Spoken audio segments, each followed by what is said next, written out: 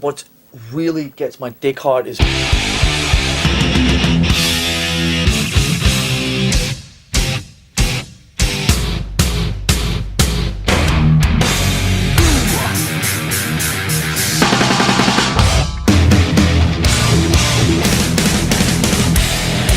So fucking what? Hey, this is Michael Alago from Who the F Is That Guy documentary, and you're listening to Metal Up Your Podcast.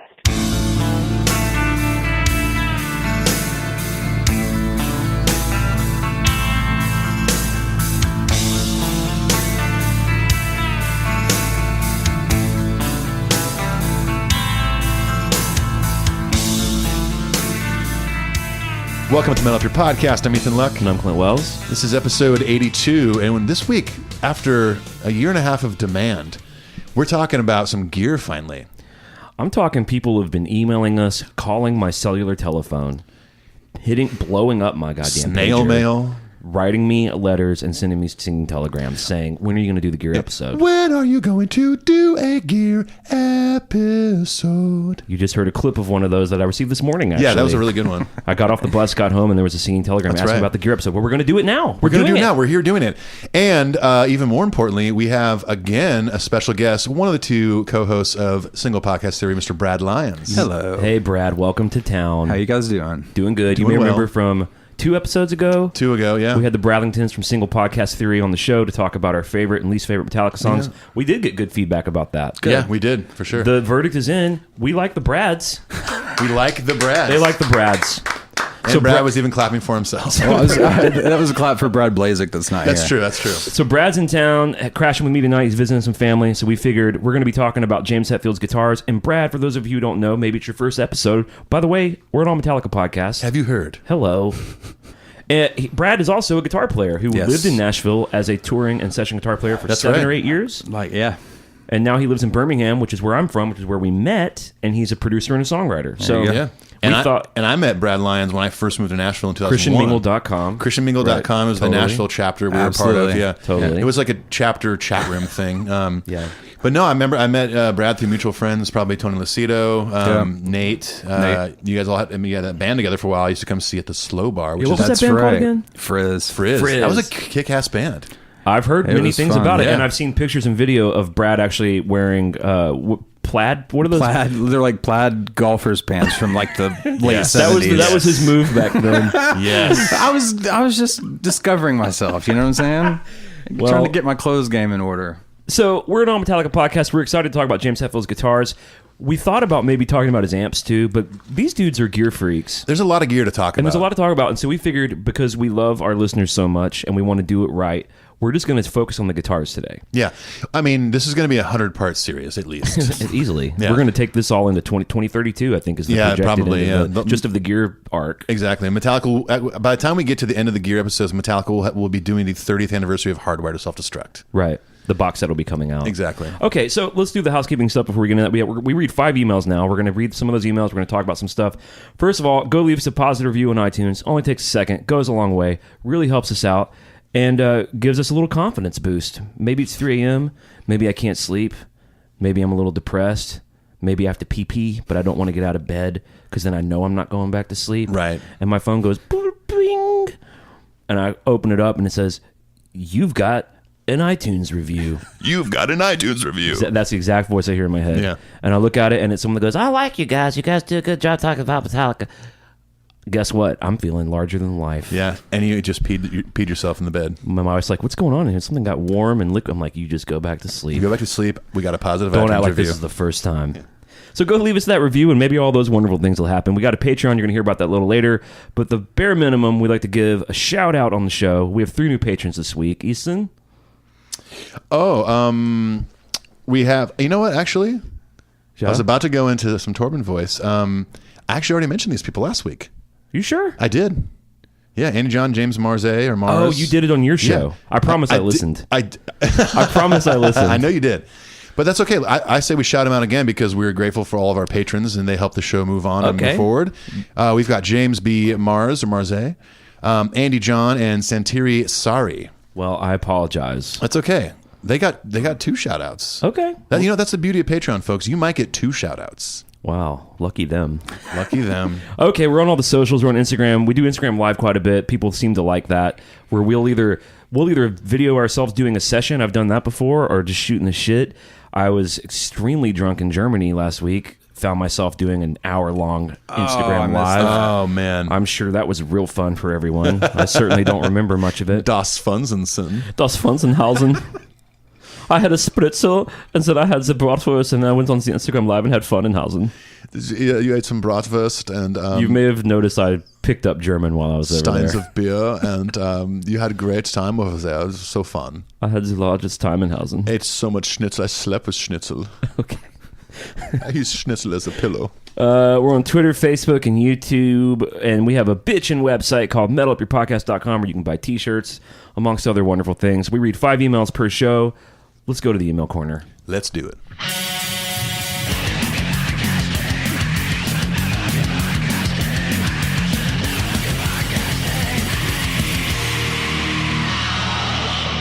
All right, our first email is from Nick Garcia. He said, "Hey guys, wanted to write in and say that the last few episodes have been killer. Clint's Metal Up Your Podcast radio episode where he talked about and played some of his songs were great. It was super interesting, and not only to hear his music, but also the stories behind them. I love that stuff. The episode with the Brads was hilarious. Oh, look at there we go. Look at that. There we go. All right. Ethan's Metal Up Your Podcast radio episode was great too. Loved hearing his opinions on the various ballads and what it is he likes about them. It's always interesting to get a peek into someone else's head. Keep on rocking out, guys. Peace." Rock it. Oh man, I felt like my episode was pretty rocking. It was rocking, dude. I mean rocking kind of in the middle of nowhere, maybe? Yeah. Rocking out in the middle of nowhere? I was rocking out at home. Can I just say to give the listeners at home a quick visual of what's happening right now? First of all, we are at HQ4 once again. Paul!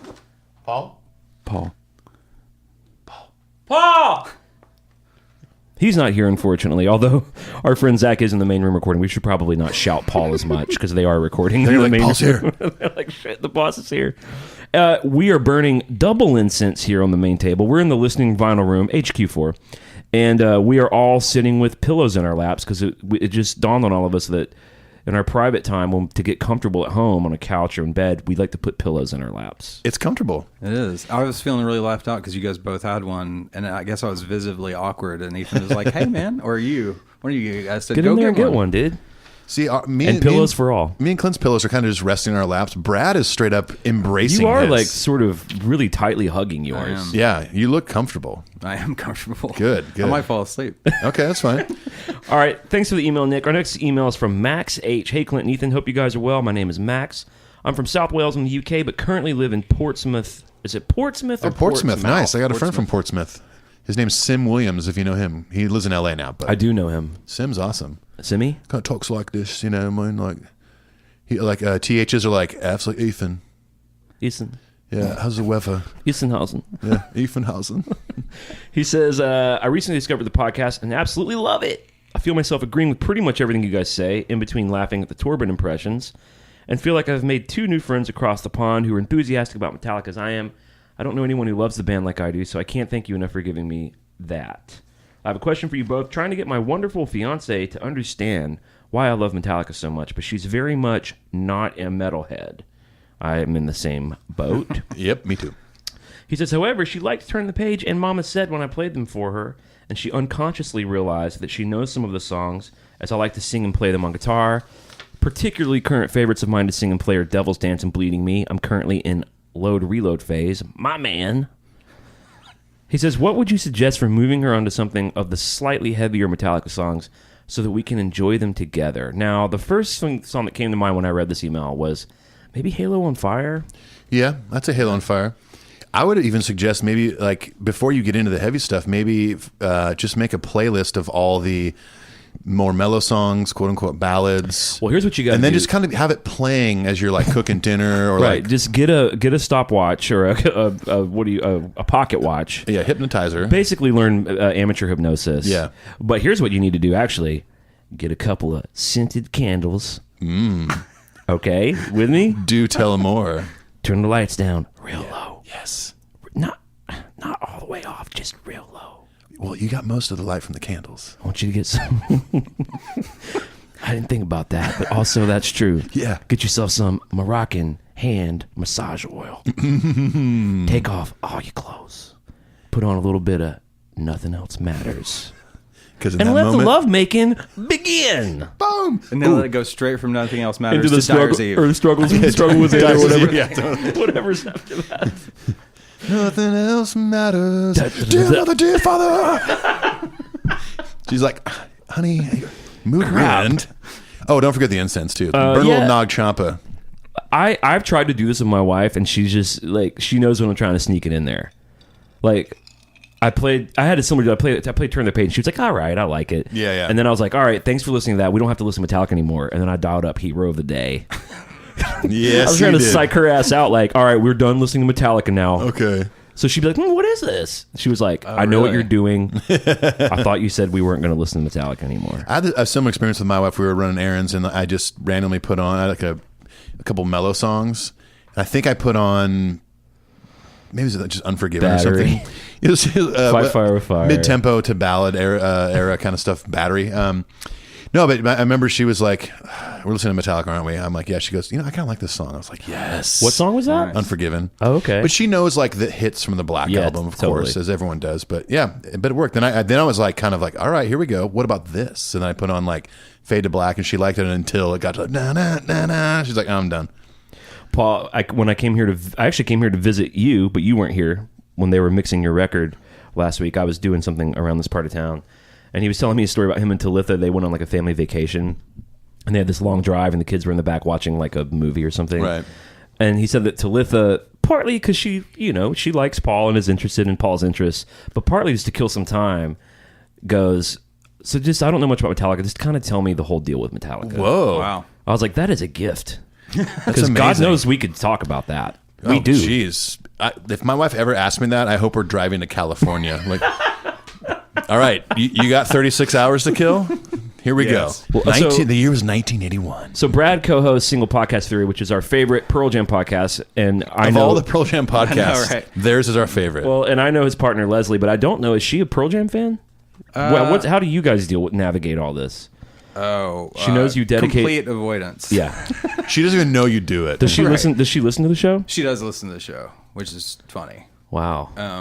That's not. I don't have that. Did your wife listen to the show? Oh, no. No. Well, to be fair, I think the only reason why it really happens is that for her job, sometimes she has to make hour-and-a-half long drives to different places, and so she just puts it on. Yeah. But she did. She was pretty much caught up. That's But- cool. That's cool. That's neat. I don't see my wife ever catching up on the show. Now, how does she feel about Pearl Jam? I think she'd be fine if she never heard it. Ever She's just listening because it's you, and she wants to be supportive. And It's the only time I get to talk to Brad. hear his voice. he still doesn't respond to me, but I can still talk to him. I text him and he just sends me links to his podcast. Then you should check out episode 22 if you're feeling like this. All right, so I don't know. Hopefully, some of what we just said the last 10 minutes was helpful for the original question. He says, "Thanks again for helping me pass the time at work, listening to two cool dudes chat about the best band in the world. If either of you are ever in the south of England." That was my dope British accent. South of England. He says, "I'd be happy to buy you a beer or 5. Max." Done, Max. Thanks, Max. Maximilian. Good luck on the, I'm assuming, your impending nuptials. Nuptials. I just wanted to say nuptials. You love that word. Dude, I had it in the chamber like all day, and now finally I get to say Fuck it. yeah, dude. Nuptials. All right, our guest Brad Lyons is going to read our next email. All right, we've got Danny Taylor. He says, "Dudes, been really enjoying the Metal Up Your Podcast radio episodes. Clint, I totally dig how you can run the gambit of musical styles. Dude, your song to your grandpa totally caught me in the feels. I feel like you would kill at a small coffee shop or house show type venue. I've witnessed it personally, and he does. Dude, we used to do these open mics. Did you Are you feel talking it? about Did that? you feel it in your nuptials? That and remember when we did the house show when we had the Oh band God, together? I would just melt down in those situations, dude. We did it. We used to go to these like open mics because me and Brad would just like sit and write these songs. I was getting divorced and living in Brad's apartment in Birmingham, and we would like drink up the courage to go to this like open mic singer-songwriter thing. Oh, yeah. But I'd just be too bombed to really do it. And I remember like I wear glasses, contacts mostly, but I was wearing glasses one time, and I'd taped the lyrics. I'd just written the song that day, right? Because I'm like always I'm like basically a poet. Oh man, you're so Johnny So Resnick. I taped my chicken scratch lyrics to the guitar, but like my head was sweating and I was drunk and I was trying to look down, and my glasses just fell off in the middle of the song, like cling clonk, clunk clonk, and I couldn't read the rest of the. You remember that? Yeah, you had really short hair at the time. God, I was a mess, man. So funny. I do miss that though. Yeah, it was fun. What you miss, like trying to read lyrics with no glasses on? Those nights were just really kind of like, I don't know, man. They were loose. They were loose in a good way because we had just gotten typewriters. Was this in the typewriter days? Yeah. We'd gotten typewriters. We were reading Charles Bukowski, and we were just writing a lot of poetry. Yeah. Much of it, speaking for me at least, not real good. And then we were just writing a lot of songs, and then it was just fun. It was like, let's go sing our new song today at the open mic and just see what happens. Like, it's the thing that most people will never work up the courage to do. Right. And we were scared. But we would be scared. We would make ourselves just go do it. And Yeah. it was like some nights felt really like we kind of landed whatever it was. Some nights, like the glasses night, were just complete failures. Cling clonk clonk clonk clonk. But it just kind of felt like what you do when you really want to go play. You know. Of course, and you never know when one of those major labels based in Birmingham is going to show up. Well, the rest is history. MC Hammer was there one night. I mean, why do you think Clint Wells is like one of the top session guys and writers in Nashville now? It's because of those open mic nights. Somebody surely saw you. It's a little thing called paying your goddamn dues. Yeah, but I will say on a serious note, though, I know we're already on a tangent, but like with you having like a proper pub deal now or whatever, that period of time played into Absolutely. Of course it did, yeah. Because that was for me, I think the most like purely creative time in my life. Right. When you and I were living together. Because neither one of us were doing music full time. Right. We both had day jobs. We'd come home, make a drink, write, walk down to On Tap. You know what I mean? Yeah. Watch movies, write poetry. It was a lot going I in don't and a have lot time for coming that out. now, I know. It's like, I'm really glad we did it when we could. Yeah. Because, that feels real difficult to try to do now. Yeah. But I totally agree. Like, whatever the bands we were in that were shitty when we were kids, that's all part of you being a producer now and you being able to write. And it's all part of it. I mean, you look back on your life as a musician, like, and think of stuff that happened when you were in high school or early college days or whatever. It all plays a part in what you're doing now. You know, like even the way I track drums now is directly attributed to this producer named Steve Krivak that I worked with in 1997 because he kicked the shit out of me as a drummer in the studio because I was like, I got a splash cymbal. I'm play really busy and do fills every 8 bars. I just got the new Dave Matthews and Band record. Carter Beauford. I've been listening to a lot of Dave Matthews Band have recently. You? I've been kind of dipping back in. Crash into having me. A pretty good time doing it. Yeah. Hey, Clint. Can you hike up your skirt a little more? I can show the world to you. Can you hike up your pillow a little more? Pillow up. In a boy's dream. Let's all hike up our pillows Can you a little lift more. your skin-tight skinny jeans up, please? Okay, where are we at on this? Sorry. All right, I got to get back to this. Your song descriptions captivate, and you got a little something for everyone. If you ever did one in this part of Jersey, I'd be there for sure. You always comment about how you don't have a big or broad vocal range or sound or whatever, but you show how it can fit into all kinds of styles of music. Ethan's. Yes. Yes. Yes, hello? Me? Yes, Ethan. Ethan's right here. I'm here. So stoked and can't wait for the new album to get here, but even more stoked and super can't wait to hear the acoustic versions for us supporters who wanted it. Awesome.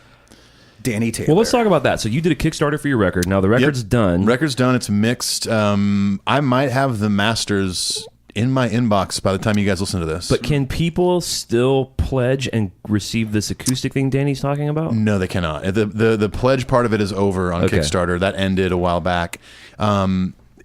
Maybe I'll release the acoustic versions one day. I don't know. But right now it's like exclusive to Kickstarter. Just is like an extra special thank you for donating and stuff like that. But yeah, the record's pretty much done. It's just getting mastered. I can't in wait the next to day or hear two. it. Man, Clint played on it as we talked about in the past. I was just telling Brad, we were here, like, so this guitar is hanging up in this, what does Paul call this room now that we're in? I mean, I know we call it HQ4. I hope Paul calls it HQ4. I think it's, what do you call it? It's like he called it the input only room? Not the Zen room. It was something like Oh, that's right. I remember that. Zen room. input only room. He called it the yin yang. It was symbol something room. like that, though. Yeah. It was good. Well, we're here at HQ4 nonetheless, and we should mention these Goldfinch guitars because we got a hold of what's the guy's name? Phil. Yeah. Who's based out of Philly, and he works with Goldfinch guitars. Phil from Philly. Yeah. I just now thought of that. Put it together. He reached out to Ethan. Philadelphia. He was a fan of some of Ethan's work in his previous bands. Right. And he was familiar with the podcast maybe, and they've sent us these badass Goldfinch guitars. Yeah, it's called a Kensington 2. And I have the prototype of the Kensington 2 right now in my studio, but the one hanging here before our very eyes is the one they sent you and that I played on your record. That's right, yeah. Clint played the Goldfinch Kensington 2 on my record, played a beautiful part on a song. And actually, Phil and I have been texting a bunch lately. We're actually going to design a hollow body together. I can't wait to see it. Pretty pumped, yeah. It's going to be It's going to be in the shape of a penis. Of course, yeah. Well, it'll be in the shape of testicles. You can let your mind wander from there. Naturally, but of course. But yeah, no, just to give you guys an idea and any guitar nerds out there, it's going to be kind of modeled after an old 60s harmony. Awesome. Yeah, I'm pretty pumped. I haven't played it, but it looks... Those guitars look beautiful. It looks like it plays well. Yeah. It's cool, man. Okay, cool. Our next email, who's up? You, Ethan? Is it me again? I think so. You did one? Okay, all right. Okay. How does math work again? Math is fun. All right, next email is from Alex Bisbo. Hey guys, found the podcast a couple weeks ago and I've been burning down these episodes. I think the podcast is really cool, and as a 16-year-old fan in the Netherlands, greetings, Guten Tag. The only way for me to have any sort of Metallica, since no one I know even likes Enter Sandman. Wow, get new friends, dude. Oh, shit. I find myself relating a lot to Clint's opinions in regards to Load and Reload, probably due to King Nothing being one of my first introductions to them. Keep on doing what you guys are doing, and if you ever come down to the Netherlands, I'll buy you a nice soft drink. Cheers. Well, he is now over there. You have to, I believe, once you hit 18, you can drink. Okay. So if we're there 2 years from now, Alex might turn those soft drinks into something else. Well, thanks, Alex. That's cool. Yeah, man. thank you. And I'm sure you have awesome friends, but you need to find some friends that at least know Enter Sandman. Well, shit, man. He's 16. He's hardly been on the planet. That's true. He's got a lot of time. You know what I suggest? Watch the movie Say Anything. There's a scene with John Cusack where he's holding a boombox above his head to win the heart of a girl. He's playing a Peter Gabriel song. However, do the same thing in maybe some big square in the Netherlands, wherever you are. Maybe you're from the Hague, town center, Amsterdam. I don't know where you. Town center. Go there and just blast some Metallica. You're going to make some friends real quick. Yeah, maybe a few enemies. But I recommend Dirty Window. Yes, anything from Saint Anger, and all your Dutch friends will come running. All right, we got two more here. Nicole Williams, our friend Nicole, says, "Hey guys, Ethan. Yes, great solo episode today. Although I found myself thinking, Ethan, this is not a ballad. A few times. For those of you who don't know, Ethan's last Metal Up Your Podcast Radio was his commentary. Commentary. That word took a long time just now to come out. Commentary. Commentary on all the ballads, and so there's some discrepancy on one's not a ballad because it gets thrashy." Listen, I preface you did a good all job. This stuff. I explained it numerous times. Like, I understand that it ends up being a thrash song, but she goes on. It's funny. She says like one for instance. Then I recalled that time in high school when I slow danced with a boy to the song One. Yeah, you did. She says, well, up until the point that a mosh pit inevitably broke out. Hoping to hear several of these songs on the next leg, Nicole. The next leg is going to be interesting, man. They're going to come back from the break rejuvenated. And they've been delivering the not the greatest hits sauce, but kind of the staples sauce. Mostly best of staples and new record. And then there's like a slot or two for some old school or some shit got interesting cuts. In Europe. Yeah, shit started to develop in Europe. No Death Magnetic though, except for a little bit of Day Never Comes. Yeah, maybe this next time around is going to be it's probably going to be the last jaunt of the Hardwired cycle. Yeah, after this, I think the album cycle will end. Looser. Yeah. Man, I mean, I would love to hear some more Death Magnetic. I would love to hear like a Thing That Should Not Be Again. Oh my God. I would love to hear some deep cuts off of the Black Album. Yeah. Give me some Struggle Within. Give me some God That Failed. Yeah. Okay, I will. All right, our last email I wanted to have Brad read because it's a frequent emailer of your show, and I think we met Jason through you talking about us. Yeah. So he sent us an email today, sort of a big old coinky dink. So I figured since Brad Lyons was here, he could read the email. What's up, Barker? This is from Jason Barker, titled "Oh Holy Explorer." says that purple snake bite is all sorts of shred, and it came to pass. ESP did deliver an altar from which a scourge of face-melting flames shall spread. Okay, maybe a bit overboard, but it's definitely sweet on the eyes. Instead of saying so fucking, he spells out sofa king. So fucking glad that Metallica is coming around doing arenas, hoping to link some Canadian dates. Nice. Keep it up, gents. Great pod as usual. You guys really do come up with some clever episode ideas. Devil horns, bitches. Jay out. Oh, Now, I recognize him because he's emailed us 1 or 2 times, but I do recognize him because he has very colorful emails on your show. Yeah. He's the pretty first funny, part of that dude. email definitely read like it was like a Dragon Force song or something. Or a Rush lyric. Or a Rush lyric, yeah. Are you sure that wasn't Neil Peart writing was that into by us? Tar and the Snow Dog Part 2? I think it was. Well, number one, about Barker, he's actually made us these like handmade wooden, I don't even know what you call them. Okay. Like you would set on a shelf or like a end table or something that has lyrics from present tense written on them. And then he Wow. signed it and dated it on the back. One of my He handmade these? Yeah. Really? He's a Sent them to me and woodworker. Brad. It was pretty He's cool. a woodworker. Amazing. He works with wood. But I did want to mention I watched that Rush documentary. Oh, what'd you It's think? just a callback because we talked about it What'd you last think? time. Pretty great, right? Yeah. Are you about to go through a Rush phase? I'm definitely gonna like dip in and Yeah. start listening to certain era. Whatever that era was, where it started getting really fucking weird. Like Far Out? Yeah. Like post-synth? I Like think No, in not that. before that? I'm talking about like mythology lyric. That late 70s. Late 70s. Yeah, that I sounds think about right. yeah. Moving pictures? Oh, that was early '80s. I mean, like even like 2112, that It or was Fly it By was Night even after had some. 2112. But you know what? The one I think you should check out first, because you're such a Zeppelin guy, is their first record. Yeah. Before Neil Peart. I'd because never heard that. It was early basically just like Zeppelin-y riff rock, right? Yeah, That's Oh what yeah, I I'm told you it told. was just Absolutely. a way higher voice. What and, I like, did, because I was blown away by that documentary, is maybe 4 or 5 of the songs that I paused it and I looked them up and I bought those 5 or 6 songs. Yeah. And I kind of like Fly By Night might be one, and that kind of stuff. Yeah, there's some great shit It'd be they cool put if you out, could man. just get a soundtrack to that documentary. Yeah, it would be cool. Because it does kind of play the best of their I mean, I guess you 40-year career. I guess you could just watch the documentary, make a note, or watch the credits, make note of all the notes. songs, then make a playlist or buy those songs, whatever you know. One could do that. One could Well, I didn't think anything would like soften me to want to listen to Rush. I know. That's how much I had the disliked same it. feeling. And that's again different than I respect them. They're great musicians, but I just never liked it. And this documentary, I was like, okay, I gotta go Like, download some okay, shit. I was like, I think a few YYZ months I got a kinda little rules. Wet Eye vibe. I was like, the stuff with Dude, Neil and the Peart's Neil kid. Peart story was just like, Oh, yeah. I have a completely different outlook Same. on that. And he dude like now. relearned the drum. I mean, Yeah, it's an insane. amazing Crazy. story. Yeah. What's even cooler is so post that documentary coming out, in recent time, we all know that Rush is pretty much done. Yeah. But what's crazy is 'Cause of Neil. Because of Neil, he was just done. He was like, I'm not doing it anymore. He's probably getting tired. His body maybe might Like be they're not hurting. officially done, but like Neil's basically said, I'm not interested anymore. Well, here was what the fans think. I think was the official like they're done. So Neil Peart does not do meet and greets. And one thing that the fans were talking about when they did this big show at the Forum, like, correct me if I'm wrong, Rush fans, probably 2 years ago. Neil Peart also never comes out and like does the bow to the crowd thing. It's just the other 2 dudes. And this show, he came out from behind the drum kit and was out there with them like hand in hand, bowing to the crowd and waving goodbye and stuff. And everyone was like, "What's up?" Neil never does that.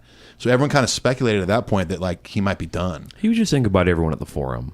He's like, you know what? This is my favorite arena to play in LA. Well, I'll never play this arena again. Yeah.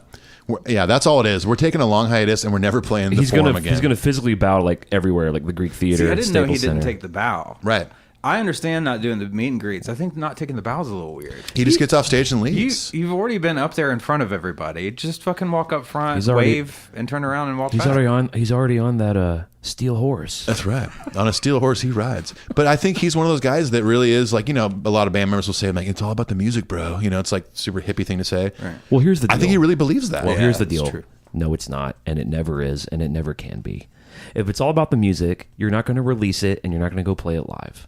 Well, I'm saying It's like, about a lot of things in addition to the but music. I think what he's saying by not doing all these things like meet and greets and bowing on stage is like, like I don't want it to be about like, oh, you're Neil Peart, like this great drummer. Yeah. It's about the whole entity of Rush Right. and all the music and the lyrics and everything. And It's bigger than him, and sort of the idol worship exactly. is a little yucky. Yeah, exactly. So that's all I got to say about that. Yeah. Meanwhile, that's what I'm trying to drum up for myself. I'm looking for that. Man, whenever I play a show for 5 people, you. You're like a living God on earth. Let us hoist you upon our shoulders and feed you mead out of a golden goblet. that's exactly what they Okay. say when I play the spring water in Nashville for 5 people.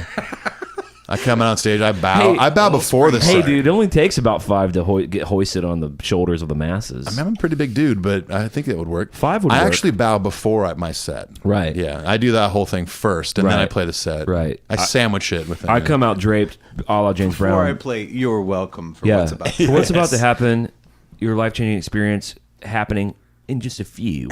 Yes. You're welcome. Yeah. All right. Real quick. Speaking of tangents, you know, like a lot of artists will say thank you when they finish the song before the crowd cheers. Thank you. I get on stage, bow, and say you're welcome, Yeah. and then I'll say you're welcome before each song and thank you before they even have a chance. It's a very polite set. I think so. Yeah. It's very Canadian. It's politely egotistical. hey, that's the way to do it, dude. You know this next song's about? I agree. I'd probably say my greatest characteristic would be my humility. I mean, that's Obviously. humility is my best quality. I know. Yeah. Hey, should we talk about some guitars? This is a great opportunity to get the fuck out of the email corner. Let's get out of That it. was the emails.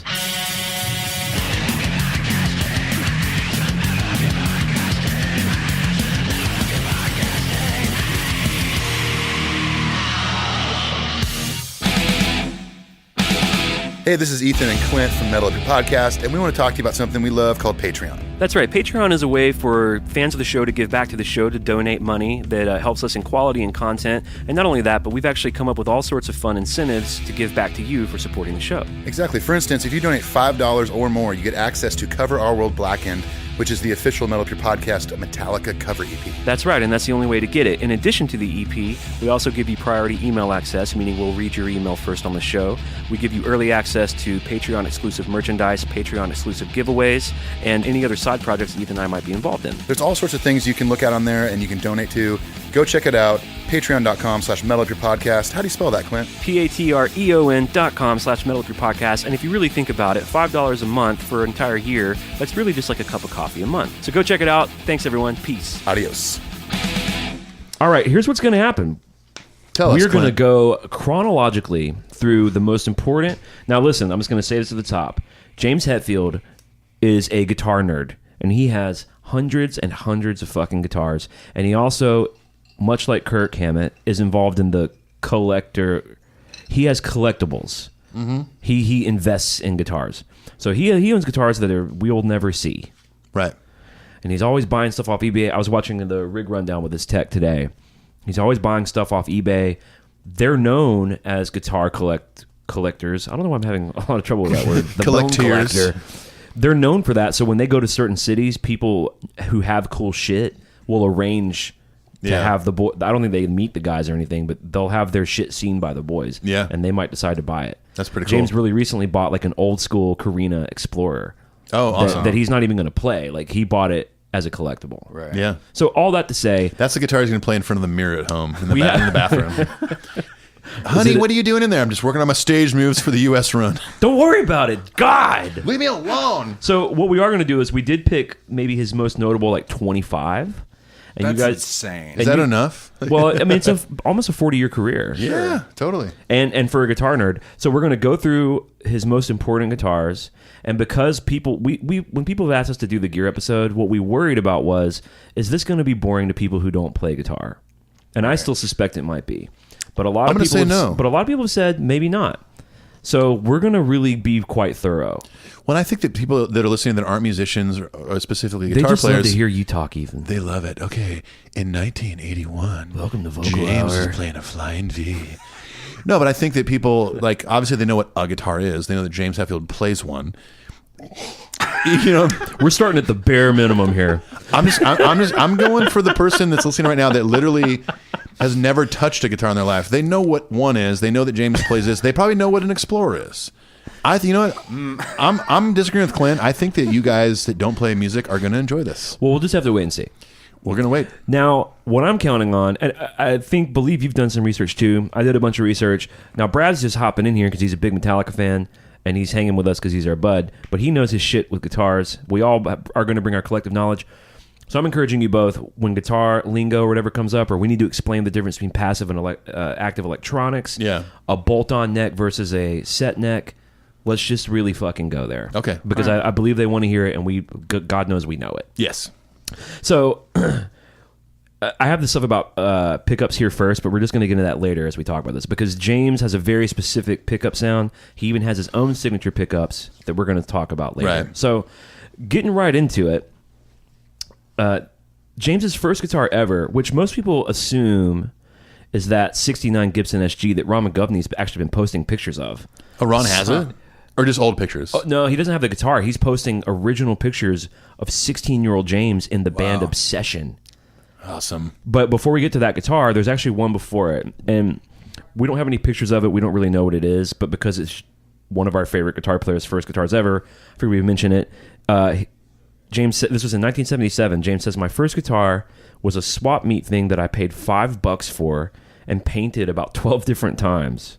I put Eddie Van Halen stripes on it like every other kid did. So he just had one of these like beater throwaways that we all kind of had. I had one, we have, who knows where they are or what they were. I wish I still had mine. And mine was a brand called Memphis. Wow. And it was bought at the Marine base, like a commissary thing. It was like a Sears on the Marine base my grandma could go into. What kind was it? Like a Strat or Les It was Paul? like a Strat looking thing, but with like a Kramer looking headstock, like a pointy 80s. It was like a midnight blue, like slight sparkle, had a whammy bar that instantly knocked it out of tune, no matter what you did. Right. And at one point, like a year or two later, I used to have this thing when I was a kid. With my first guitar, I'd walk around the house with a strap on, like playing like with a strap on. with a strap on. Hey man, this was Southern California. Welcome man. back to Vocal Hour with pretty Ethan, liberal the back then. strap-ons. No, I just like I would do the thing like every kid does. Like I'd stand from the mirror and see how cool I looked.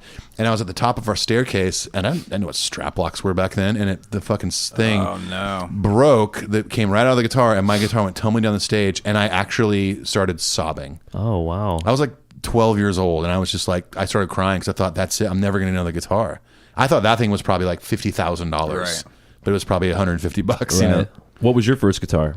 That I owned? Well, I learned on a buddy of mine wanted to learn guitar, and he just didn't end up taking to it. And he had this shitty black Ibanez, and so I learned a lot of stuff on that. And then Paul Gilbert would disagree. What's that? So Paul Gilbert would disagree. But that was my first was a Les Paul, but I just A Gibson? A Gibson? Yeah. Wow. But it was a studio. It wasn't, The cheaper of the Gibsons, but still, I mean, for your first guitar, that's pretty bitchin'. Yeah, absolutely. My first like decent guitar was a Squire 2. My first decent guitar was an Epiphone Special 2, which was a real thin, shitty Les Paul guitar. I wish we had all these. I wish we had them here right now. We would just jam until the mine in sun my came studio. up. You still have Oh, yours? do you? Nice. Oh, wait. What color is it? It's the Lindsey Buckingham white one. The white with one, black yeah. and gold hardware Nice, on it. dude. Nice. Good for you. I wish I still had my first acoustic, which was an Ovation plastic back. My first acoustic was an Epiphone pre-Gibson. Ooh, Really? No clue where it is now. oh really? Who knows? It just, I mean, who knows? it just I vanished. literally don't know what happened to it. Yeah. Like you didn't I sell saw my it. first acoustic too. My grandfather bought Really? it for me for $220 at Homewood Musical Instruments. Bob Tedrow. What kind of guitar? It's called a Blue Ridge. Oh, yeah, Blue Ridge. I know Blue that's Ridge. They're cool. like Martins. Yeah, still have it. Very cool. That's awesome. Okay, well, we don't really know what James's was. That was 1977. In 79 is when he got the aforementioned 69 Gibson SG Standard and Cherry, which, by the way, one of my favorite guitars of all time. It had a Bigsby on it. Yeah. Those are great fucking guitars. Awesome, yeah. Actually, it didn't have a Bigsby, but it had that tremolo, That flat arm. the flat, Yeah. with the little white tip on it. Right. Just the tip.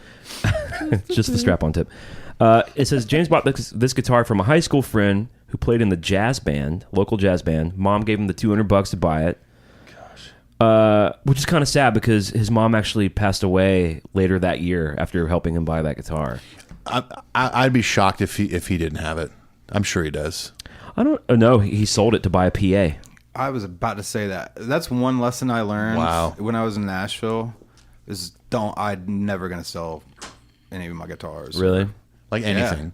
I've heard too many stories of like one in particular. This guy, his parents had bought him. He was much older than me, but he got a Strat. It was almost like they were selling these old Princetons and a Strat in the 50s for like $200. That was the 50s Strat deal, pack, yeah. Which would be worth it's like $30,000 at least. Yeah. If it was clean. He sold it in college to make rent 1 month. Wow. For like $500. I hate that. Oh God. I just wonder though, like let's say like one of my guilds, the Guild's my favorite company. One of my Polaris, for instance, like the Kim Thile looking guitar. Mm-hmm. The one I have is like a 2015 or something.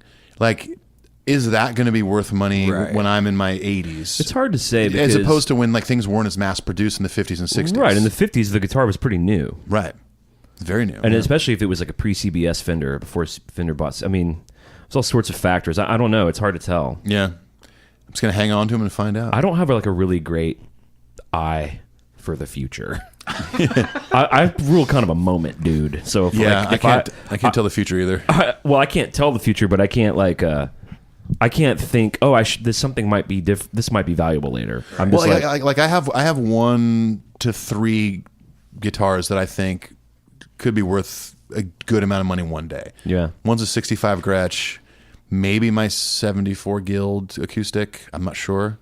But that's cool. But maybe, I don't know. I mean, the Gretsch I have right now it's a 65.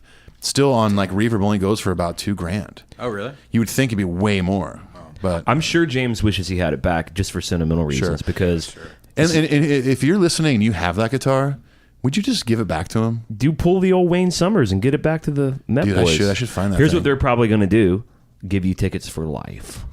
You know what? I'll bet that guitar probably got sold 5 or 6 more times. Yeah. Oh yeah. And whoever Someone has probably it now, has it who doesn't know. They don't know. They don't know that was James, one of his first guitars. Well, according to Ron McGovney, he wrote some of his first songs on it. That's awesome. Like some of the first songs that became Metallica, like maybe even Motor Breath. So obviously that it either deserves to be in Hetfield's hands or in a fucking museum somewhere, as far as I'm concerned. Now, moving on to, this is James's third guitar. Now, this is one of the most, in my opinion, important guitars in the history of Metallica. It is the famous white Electra 2236 Flying V that he played on Kill 'Em All. He played on that whole tour. It's a super iconic Flying V Michael Schenker guitar. And I think it even had a Gibson logo on it. He says that the dude he bought it from basically ripped him off. They had a Gibson little truss rod cover that he had put on that said Gibson, but it was this Japanese Electra. But what I like what he says about that, though, is he's like, but I still treated it like a Gibson. Like, in my mind, it was the Michael Schenker UFO guitar. Right. And there's a really cool quote from him that I wanted to read. For those of you nerds out there, it had the Seymour Duncan Invader humbuckers and two-pneumatic bridge. The headstock broke in '84, and so he moved on to the Gibson Explorer. But as worthy of note is when they were making Death Magnetic, and one of the big things Rick Rubin wanted them to do with Death Magnetic was reference themselves. Right. So he had the guitar restored. He had some EMG 6180s put in, which were like his famous, 8160s put in, which were like, he'd be famous for that throughout the rest of the 80s. Had the neck replaced and everything, and played it on Death Magnetic. Yeah, so awesome. So anyway, someone asked him once about that guitar being kind of like how he created his signature sound. And he has this quote, and I want to maybe camp out on this quote for a second because I know you guys will understand this. They said, that white V created your signature sound. James said, I'm always fascinated with stories of people finding these basic tools and making them work to create something amazing. I think most great music comes from that. It's not about having every tool. It's about working with what you have. It's the struggle. From struggles come great gifts, even though you don't know they're gifts at the time. Later on, they become that. He says, ESP makes me amazing things, anything I want, but I still use this electric guitar. It's a shitty copy of a Gibson V from the late 70s, maybe early 80s, and yet here I am holding it on the cover of Guitar World. And so this idea of like the good shit or original shit coming from limitations. Yeah. Because it's all you got, so you better do something cool with it. Yeah, of course.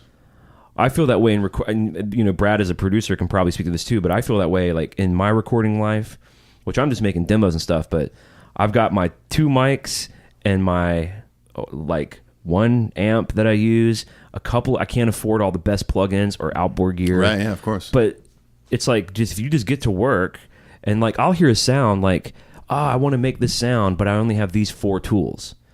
And the way to get from A to B will be some weird thing that I didn't even know what I was doing. Yeah. Right. And that creates its own character Yeah, that a of course. plugin or all the tools in the world that are made for that probably couldn't do. Yeah. With that same kind of cool flair. I've always kind of done that with home recording. It's like I don't have a lot of I don't have any outboard gear actually. Like Yeah. I don't record everything dry, but I like to get the best sounds I can with the tools I have. Right. And if that means I have to like combine these 2 random pedals and run my vocal through it and do this weird thing because I don't have this one piece of gear or this one plugin, but the sound I'm hearing is what I want, then it works. Then that means it's right. That means it's okay. Hetfield the same way. This guitar was a cheap, shitty Japanese guitar. Or Korean guitar? Was it Japanese? Japanese. And Same thing. Just totally offend. but it was one of those things that like he couldn't afford like a Gibson Explorer at the time. And so this guitar was everything because he wrote the earliest Metallica riffs on this thing and played it on Kill 'Em All and toured it. Well, you watch old footage of them at the Metro in Chicago from those it's early that days. guitar It's for that sure. guitar. Yeah. Think about that, $200. Yeah. Think about him playing Broken, Beaten, Scarred on Death Magnetic with a $200 guitar. Yeah. Well, there's also like the idea of limitations musically too. Like when you said all that, the first thing it made me think of was how I got my first gig here in Nashville. Like my first real gig was through being sent the songs to audition, and one of them was a live recording that they had done, and her previous guitar player was total shredder, which I've never been one of From the these Ninja people. Turtles. Exactly. Yeah. Yes. Shredder. And so I just had to write my own parts and use what I had on my shitty SKB pedal board, and it didn't matter, I thought at the time, because I was told, like, this is through Tony Lucido. I was told, like, you're not going to get the gig. He said that? Yeah, he was like, you're not going to get the gig, but it'll be a really good But you should come experience for audition you. because you can learn a lot through You learn that a lot for sure. from it. But Which I still is- wanted to kick which ass. is true, yeah. You know It's what I just mean? us knowing Tony, I can so... He's so blunt. I Yeah, can he's so like, oh, Brad, hear him. I'm stoked you're trying to audition for this gig. Oh, you're not you're- going to get it. Oh, you're but- not going to get the gig. No, but you should come But do come it. anyways, yeah.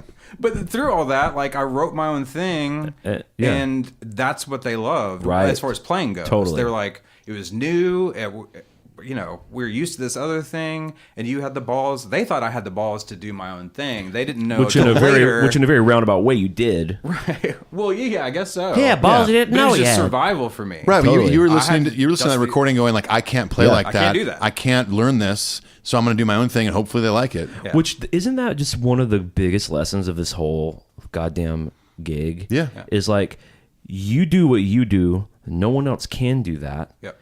And really, the true path forward, at least it's been this way for me, is find what you do that's you. Yes. And focus on that. Because I was the same way. As a young guitar player, I wanted to be everything to everybody.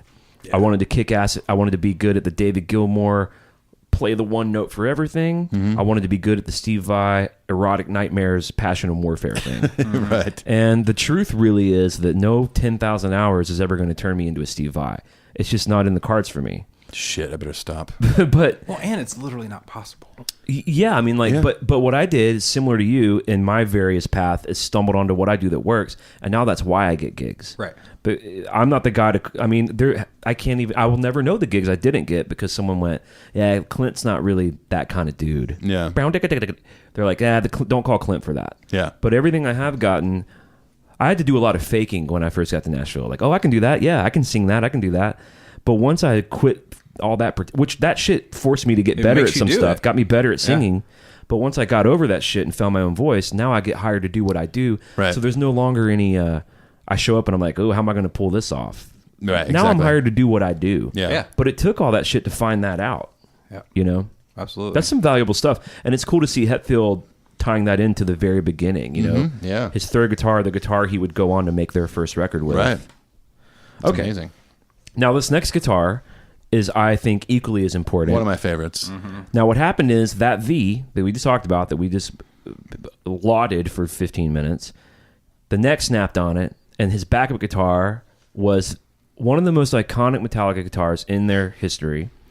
The 1984 Gibson So What Explorer, white guitar. Now, this is pre-ESP. So he's still rocking Gibsons. Like, if that neck had never snapped, would he have... Because we all know him. Now, the Explorer is this... it's an offset guitar. Yeah. It's pointy, these two horns. We all know it. And it's crazy that a guitar like that was originally made in, what, 58, 59? Sounds right. I I think it was... What? I want to say it's the Explorer? Yes. Oh, yeah. The Explorer is like dates back to the late 50s. Yeah, you're right. That Carina that he bought is a 58. Yeah. Oh, wow. That's true. But were they making them these white ones? No. I'm saying the body Right, shape. right. Just, I mean, way ahead of its time, basically. Yeah. And so this would be the guitar that he wrote and recorded Ride the Lightning with. Originally had the Dirty Finger pickups, but he replaced... So 87 is when he kind of got on the EMG train with the 8160s. Now... Let's camp out for a second in passive and active pickups because this is a big deal. It has a lot to do with James's sound. Now, I printed this stuff out earlier, but this is real clinical sounding stuff. I wanted to make sure we were thorough with the science of it, which I didn't know. Here's what I'll tell you what I kind of knew is that passive pickups are more dynamic. They feed back more. Mm-hmm. They're kind of louder and punchier. But they have a lot of problems, right? You can't crank it, especially if you have a hollow body guitar and all the sounds resonating in the wood. Right. Like, they have problems. But most guitars are passive pickups. Yes. Right. In the 80s, EMG and others came up with active electronics, which is there's less coils in there, there's less interference around you, and they're louder and they push through more EQ and filters. Right. So, and you have to use a battery. And they're powered with a preamp in the guitar through a 9-volt battery. Right, yeah. So, James switching from passive electronics to active was a big deal. It's a big part of this. The sound, the crunch difference between Puppets and Justice. Yeah. That in a large part has to do with these pickups. Right, exactly. And he played these all through the 90s and up into the aughts until he designed his own pickups with EMG called the Hetset. The Hetset. Where they worked together and combined the best elements of both. Yeah. When the day comes... that day may never come, but when that day comes where I can get an Explorer again, because that's one of my regrettable trades back in the day. Talk about regrettable trades. He traded a fucking white ES. That was a black. It was a black Gibson. Oh, the black one. It was a Gibson one. A black 81 Gibson Explorer. I traded for an 82 Strat right before I moved to Nashville and met you. Because you wanted to be Eric Clapton for a minute. I didn't. I wanted to be John Mayer before he put out a record. No, I just for some reason I thought, like, I haven't owned a Strat since my first Squire 2. I want a Strat again. Hadn't played the Explorer in a while. And my old Skybound the Supertones, like the first couple tours and festivals we did was I was always playing the Explorer. And I just decided to trade it through the recycler, bringing it all back home. Wow. Through the recycler. Which is where Lars met James. Yeah, in California, the paper in California. And I traded to this random dude that worked in this business park in Irvine, California. And I was so excited about this thing. I traded that motherfucker an 81 Explorer with a road case that I hadn't made. And you made a flight case? I had a flight case for it because I was flying with it all the time. I flew with a damn Explorer. Like, checked it. Like, it was whatever. That's bitchin' metal right there. I got to Nashville. I went to Groon's Guitars when it used to be on Broadway downtown, and I realized I'm an idiot. Why did I trade that Explorer? So I took this Strat, thinking it's this bitchin' 82 Strat, in there, and the guy was like, "Hey," and they had this awesome like 84, 85 Explorer, and I was like, I wonder if I can get enough just to trade straight up or add a couple $100. I brought it in. The guy's looking at it. He goes, "Man," he goes, "dude, that neck looks so clean." Blah blah blah. I'm like, "Yeah, I'm pretty excited. Like, want to trade." And he goes, "Man, I don't have to take the neck off this body to tell you this is not a Fender body." I was like, "Seriously?" He goes, "Yeah, it's not made by Fender. This is just like a random company. Someone attached a Fender neck to this body." Much like James with the old fake Gibson Electra. I was so bummed. And that was like 4 years after the trade or something, and I was still like, that motherfucker. Like, I was so mad. That is super bummer. Yeah, so anyways, all to say, one day when I get an Explorer again, I need to get a headset. Well, the cool thing about the snake bites, which we're obviously going to get into later, they all come equipped with the headset. Right. The next guitar is the snake bite. I'm just kidding. We go right from 84 to 2016. Yeah. Okay, so I want us to put little flags in this Electra guitar, okay, the Michael Schenker fake Gibson, and the 84 Gibson Explorer So What, because these are going to play heavily into the Sweet 16 later. Okay, so from that guitar, which this is another guitar, by the way, the So What guitar that we're now talking about, that James had restored for the Death Magnetic sessions. going all the way back to the beginning of referencing themselves. Right. Yeah. Now, after that, we have a couple more iconic guitars in a row. The 84 Gibson Explorer, the one that said "More Beer," which is basically the same as a So What guitar, different sticker. He ended up putting like a big Jaeger sticker on the body and a Jaeger sticker over the headstock because he never really had a good relationship with Gibson. They never really were able to work with him to make it work. So when he got the ESP deal, he put this Jaeger sticker over the headstock. But this More Beer guitar, which I can see it clearly in my mind's eye. Oh yeah, but it was kind of just a backup for the So What guitar. I remember him playing that even up into the Justice era. Yeah. I mean, it came out frequently. Yeah. Moving on, we have now this is an odd piece, in my opinion, in the collection. This is in 1985 Jackson King V Custom, most famously remembered for having Kill Bon Jovi on the headstock. Now, the story of that is they were playing Donington on the Monsters of Rock tour, and during their set, which apparently wasn't going super well, still early days, pre-Puppets, Bon Jovi, who was basically the king shit of the world, came down and buzzed them in his fucking private helicopter, drowning their whole set out.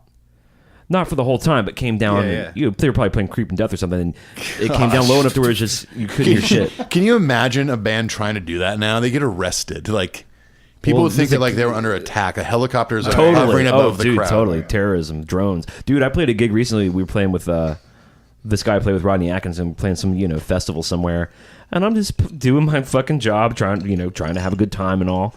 Look up, it's a fucking drone just hovering right above the equivalent of the first or second row. Just droning me.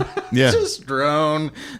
I look over, there's droning another one you out. over on stage left from my other guy, and we're just looking at each other like, what the fuck is going on? See, my first thought would have been like, after the song, talk to the band, be like, dudes, we're playing Moth and a Flame next. We got to do it. It wasn't a cool drone. It was like some it was redneck like 50 drones. Well, stole a drone from Kmart and a flew lot it up. of a lot of festivals and shows and stuff now. Were there video screens at the show? Yes. A lot of times they use drones now for camera angles. Oh god. They do that in sports now too. Like if you ever see like a I've long seen it in sweeping sports. shot across a football field, they do the same thing at festivals. I've seen it a bunch. You can see this Jackson a lot. You know the pictures of James during the Puppets recording sessions where he's wearing the Mr. Bubble t-shirt? Yeah, totally. This is the guitar he's playing. He actually recorded much of Master of Puppets with this Jackson. And Jackson approached him to be an endorsee, and he declined it. And this is notable, and we don't have to camp out here. But he did this before Dickhead Mustaine. Yeah. Because Dave Mustaine actually, Mustaine's the one that kind of made put them- Jackson on the map, he- right? for Mustaine's sure. been he was a sure. Jackson guy forever. but Jackson approached James a year before. Yeah. James declined, and the ESP thing happened, which was great. But Dave did take Jackson. Dave made Jackson a household name. I think so. believe. Yeah, and him and Marty Freeman. I mean, Marty Freeman played those Megadeth. Megadeth. Yeah. Oh yeah. I mean, Ellefson still plays that 5-string silver Jackson bass. This guitar was played a lot on the Damage Inc. tour for a song we mentioned earlier that we'd love to see again, The Thing That Should Not Be. Which, common misconception about that. The thing that should not be, unlike Sad But True, is not completely tuned down to D. The Thing That Right. Should Not Be is in drop D. Yeah. I just thought that was worth mentioning. That's a source of confusion amongst guitar nerds in the Metallica community. Yeah. Sad But True is a whole step down. Every string is a whole step down from standard. Whereas Thing That Should Not Be is in standard tuning, except the low E string, the 6th string is dropped. Right. I remember trying to learn Sabbath True when it first came out. I thought it was drop D because that low note is a D. Right. Yeah. And Totally. and then I would try to play. I'm like, it's not working. How's Then I finally figured it out. Like, oh, I It's have to- tuned to where if you play an E major chord or shape, you're playing a D chord. Yes, right? exactly. The whole everything's moved. that's Sabbath True. Yeah. That's Sad But True. Sabbath True, right? Right. Yeah. But what makes it complicated is on the S&M version of Thing That Should Not Be, they're in C sharp. right. We've talked about them detuning in the past. Yeah. For vocals reasons. Exactly. Anyway, let's see here. Oh, oddly enough, this Jackson, so the headstock broke, and because James didn't dig Jackson that much, he just never got it fixed. He was like, fuck it. The weird thing, though, is that you can see him playing it in the making of the song Hardwired. So he got it fixed, Or he's playing a different Does one. it still say Kill Bon Jovi? I don't know. I can't imagine him getting another one. Like, hey, let's just go buy another Jackson King V from '85 or whatever. Yeah, I'm sure. I agree. Well, here's the thing. Like, the kind of guys, the kind of techs that work for Metallica Right, they can are luthiers. Do luthiers, yeah. Yes. Like they're not going to hire me to go out there. And James, like, I broke my headstock. Can you fix it? No, not right now. I mean, Take me a week. Yeah, a week. Whatever. Take me 6 years. A month, 6 months, years, decades. Either way, like the dudes that are working for Metallica, like they know what to they can fix that. So they might have been in the studio, and James might be like, "Man, I haven't played that King V since Master of Puppets." And the guy's like, "I'll fix it." Or bare minimum, if it's not their tech, it's someone connected to the band that it's like their San Francisco guy, right, that lives near HQ, who's their dude, right. They like to say Frisco, by the way. Frisco. They love it. What did I say? San Francisco. Oh, I'm teasing. They put the heart of Breve on it. My wife is from the Bay Area, and every time I say Frisco, she like gives me this dirtiest look. Like, don't. It's like when people say Nash Vegas. Hate it. Exactly. Hate That's it. Frisco. You know what's I hate worse than that? East Nasty. Oh, that's awful. Get the fuck out. Or when people call people that live in East Nashville Easties. Have you heard that one? No. It's awful. I'm glad I don't live there anymore. Okay. Is there a Birmingham slang like besides B-ham?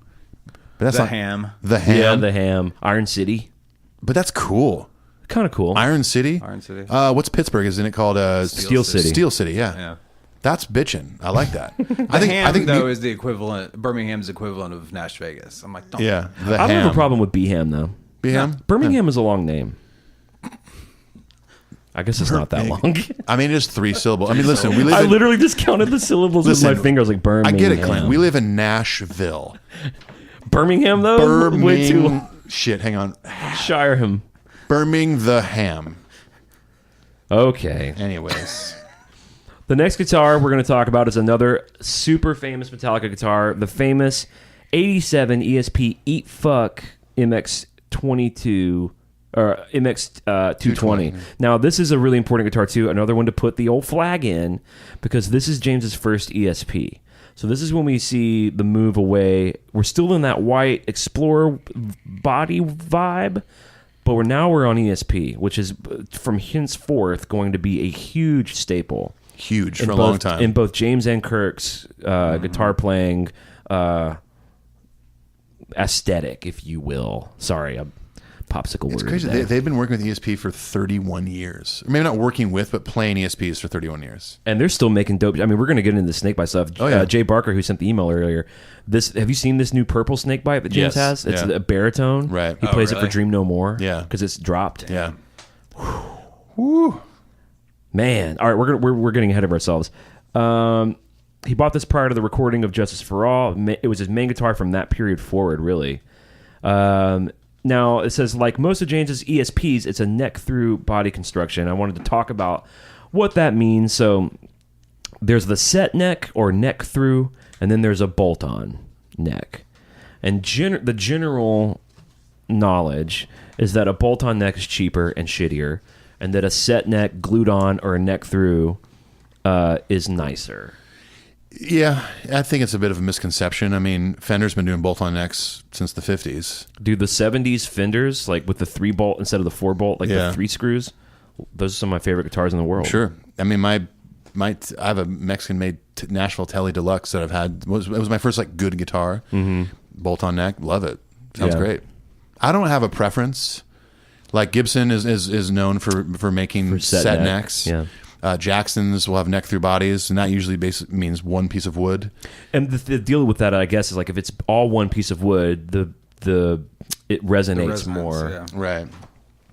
But I don't know. I've never gotten. I don't have a strong opinion about it. I don't either. Do you? No, I mean, like my own history with my own personal guitars is very like the Tele that I have is nothing special, but it's like a '94 American Tele, right? Just like straight up. Hell yeah, it is. But brother. I'd gone around playing a bunch of stuff. You know, I played vintage ones and all this stuff, and then I was ran into a buddy of mine that was kind of like my mentor when I first moved here. Oh, thank you. Thank you for saying that. Yeah, I just didn't want to embarrass you by using your name. He was like, "Hey man, I'm getting rid of my Tele," and he sold it to me for I think $350. And I was like, "Well, can I just come play it?" And I still love holding that guitar. Yeah. You know what I mean? I have no idea. I don't know anything about it. He told me that he put some Texas specials in for pickup, so it's a little hotter than regular Tele. It kind of doesn't matter, right? Like No, if it's the you're right gonna play it, how I don't know how to. I totally it sounds agree. cheesy, but it kind of like speaks to you, and you speak back to Yeah, it. no, and that's you not figure cheesy. out how to play that guitar. You know A producer I worked with years ago told me like, if it feels good and sounds good and looks good, it is good. I used to tell people. So I worked in a couple of guitar stores for about 7 years, and I would tell customers that, I'd say, look, like it's kind of my job to sell you the big nice thing, but honestly, you just need to play some, and something's going to speak to you. You're going to do it. While working in that store, we bought used gear, and of course, if we're going to buy the used gear, like the employees, I wasn't a manager, but they gave us carte blanche to buy gear because we all kind of knew our shit. Right. But we definitely have to plug it in and crank it up and make sure everything was legit before we totally. agreed to buy it. Now, someone brought in. They were selling 2 pieces of gear: a PV Classic 30. I love those. Good Which, amp, by the yeah. way, I still own this. To get ahead of the story, he brought this PV Classic 30 and an Epiphone Sheraton, which is an Great economy. It's like a $500. It looks like a 335. Right. Those are awesome guitars. I plugged it in, noodled around for a bit, and I was like, "Ooh, this sounds kind of good and feels good." Cranked it, hit an A chord, and the big clock on the wall fell and smashed to smithereens. And I'm not a superstitious person, but I was like, I'm buying both of these. You're like, and do you accept cash? I still have that Classic 30. do you have One the, of the most do you have the underrated- Sheraton? It got stolen at a club in New York. You played that Sheraton forever. That was my main. If it got stolen, I was playing the Highline Ballroom in Chelsea. Damn it. And it got stolen. That sucks. Dude, on my festival and tour rider, as far as amps and stuff, my number 1 was the AC30. My number 2 is the 50. It's the weird. Classic You don't 50. see those anymore. I love those. But things. the Classic 30 looks like a blue, like a Tweed Blues Junior or something. yeah. Yeah. And it's got this great breakup. It's really cool. I mean, the whole PV Classic series is awesome. Well, he was saying the Classic 50 is a lot more headroom, but it's totally bitching. Yeah, I Made in America. I actually have a classic 30, the Delta Blues. Yeah. It's a 115-inch speaker, and it's awesome. Love it. Yeah. Okay. I don't know why we started talking about that. Yeah. I literally don't. PV, Dave Ellefson used to work for PV. He was my rep. He was in Megadeth. Dave Mustaine was in Megadeth. He's also Metallica, and we're back. And Stir of Echoes had Kevin Bacon, and he was also in Trimmers, and we're back. And we're back. Okay, of course, as a staple from now on, really, the EMG active 8160 pickups are in this guitar. Notably, this guitar was used on Death Magnetic to record James's solo to Suicide and Redemption, which I think is bitchin'. And it now resides signed in the House of Guitars in New York. It's now a sort of a piece of viewable history, No shit. I didn't know that. which I think that's cool. I wonder how is that it- works. Like, I wonder if they're like, if the House of Blues, or in this case, House of Guitars, or Hard Rock or something, Yeah, Hall of Fame, something. my house, if they lease the HQ1. like, do they basically like do a contract like, we'll have this guitar for 3 years and then release it back to you, Right. or is it like whenever you want it, just come get it? Because Metallica does the Memory Remains Museum now, where they have a lot of their gear, Yeah, and that's totally. a big selling point for one of the enhanced experiences. Like, I wonder how that all works. There's some sort of business. It's sense probably of it. just, there's some contract written up, like, yeah, you can have this on display in your guitar shop, in your hard rock, whatever, for the next 36 months, something like that. Right. Or we're doing this exhibit on Metallica at the Rock and Roll Hall of Fame. They donate a bunch of gear. It's all And it's like a 1-year installment or something. Yeah, something like that until the next exhibit goes up or whatever. So I don't think it's like, James is like, hey, yeah, you can just have this guitar. No way. And just hang it here. Right. Sure.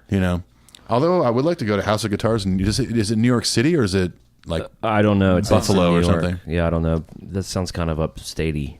upstatey? Yeah, upstatey. I've been putting just Y's on things now.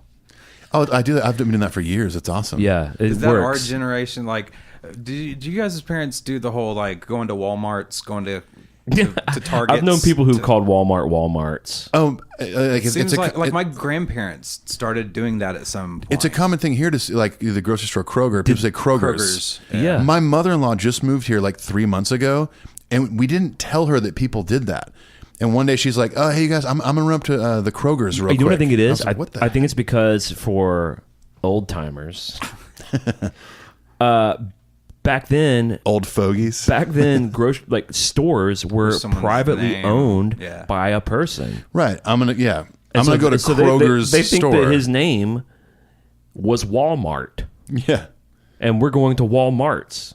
It's possessive, yeah. Right. It's their. Yeah. Dude, speaking of going that, to Is that why I've always called it Wells's. Mitchell's Deli? dude, it's Mitchell Deli. I know. Well, Mitchell's. But that is confusing because Mitchell. Why not call it Mitchell's Deli? right. Mitchell Deli. Mitchell Deli. is a Sounds horrible weird. title. Sounds weird. I'm- Great sandwiches. One of my favorite restaurants in town. Yeah. Horrible title. Confusing. And I hate being the guy that says, well, actually, you're not actually nauseous. That'd mean you admit nausea. You're actually nauseated, which means you're feeling nausea. Don't make me that guy. Even It's though not that's nuclear. that's It's up to you. nuclear. That's the cold hard fact of it. Yeah. Oh, so I was going to say, so when we tour, we have what's called runners. There are people that are on site that take you to and from the hotels or wherever you want to go. On a really. treadmill. Yeah. So sometimes they're colorful. And we were playing a very rural area this weekend. We had an interesting runner, and there's a huge grocery store in this town I play called Jungle Gems. Interesting. And they okay. sell all kinds of crazy craft beer. It's like a world market. It's like a big Costco. Okay. And a few of our dudes were real stoked about it. I couldn't imagine wanting to go to a big grocery store, so I didn't go. The dude's taking me back from showering at the hotel back to the venue, and we're just making small talk, And he's like, that over there is Jungle Gems where all your buddies went earlier. And I said, I was just kind of trying to be funny, and I was like, oh, cool. I was like, does Jungle Jim live there? And he went, yes, sir. He didn't miss a beat. Yes, sir. I was like, cool. Is Jungle Jim? It's just a big grocery store. I said, is Jungle Jim? I didn't even think Jungle Jim was a real person. Yeah, I said, oh, cool. it is, yeah. Does Jungle Jim live there? Yes, sir. Yes, sir. You could see if there was even a fly on the wall, I could see like the double take I did. Like, okay. I don't know why we talked about that either. Where are we at here? Eat fuck. We're finishing up eat done fuck. with- yeah. Okay, now then we get to the So Fucking What guitar, which is another MX220, also white. It was basically a backup for the Eat Fuck, and it was mostly played in the studio on the Black Album and surprisingly on Load. Bitchin'. Over the years, when he plays it now, it's completely covered in stickers. There's a mud flap woman on it, LA Raiders logo, Wyoming bucking horse and rider logo, a bunch of things I don't understand. Kind of redneck James stuff. Yeah, well, I mean, I'm sure it was like a backup, then became a studio piece. So he was just like, "Fuck it, I'm just going to put some stickers on it and just, make it this random guitar." Still a bitching guitar. No, I love how he was in this like just white guitar phase for a long time. Well, that leads us to the next guitar, which is Yeah. basically the same guitar, and this is the quote-unquote fuck-em-up guitar, which was black. So Justice gets released in 88. This is identical to the two before, but he wanted everything black, including the hardware. Because obviously they're doing the Black Album. Right. So he thought, I'll wear a necklace of a goat skull, and then everything else on my body and in my world will be black. And let's not forget the beautiful Fu Manchu into beard Yeah. Oh, yeah. look. That I was liked I liked that look. I love that. Again, kind of downy rednecky. It was but I kind of kinda when he liked looked it. like the Cowardly Lion a little bit from Wizard of Oh, Oz. totally. Yeah. Well, there's even that scene in Year and a Half in Life where he... He's or something. Well, that's that's Star Wars. He kind of does that. It sounds like it's Yeah. similar to like it's like when the Cowardly Lion laughs. It's kind of like that mixed with Chewbacca. This one had a LA Raiders sticker between the pickups and had "fuck 'em up" on the back horn. You may recognize it from the Seattle '89 show during the Frayed's Ends Jam and on Whiplash. And then, so from '89 to '90, from '89 throughout the '90s, James played a lot of basically versions of this black MX250, and which is similar to the 220, but it has an ebony fretboard. Some minor differences in the headstock shape and body shape. But this would be like the coiled snake inlay, the bitchin' wolf to man inlay. That one was awesome. Hey, I have a song called "A Wolf to Man." Can you make the inlay a wolf turning into a man? Yep. That's the thing about ESP is like he even says it to this day about this purple snake bite. He's like, they basically make anything I want. Well, your name is James Hetfield, so they You're should. in a band called Metallica. Yeah. Have you heard of them? Have you? But you know what I like about do you?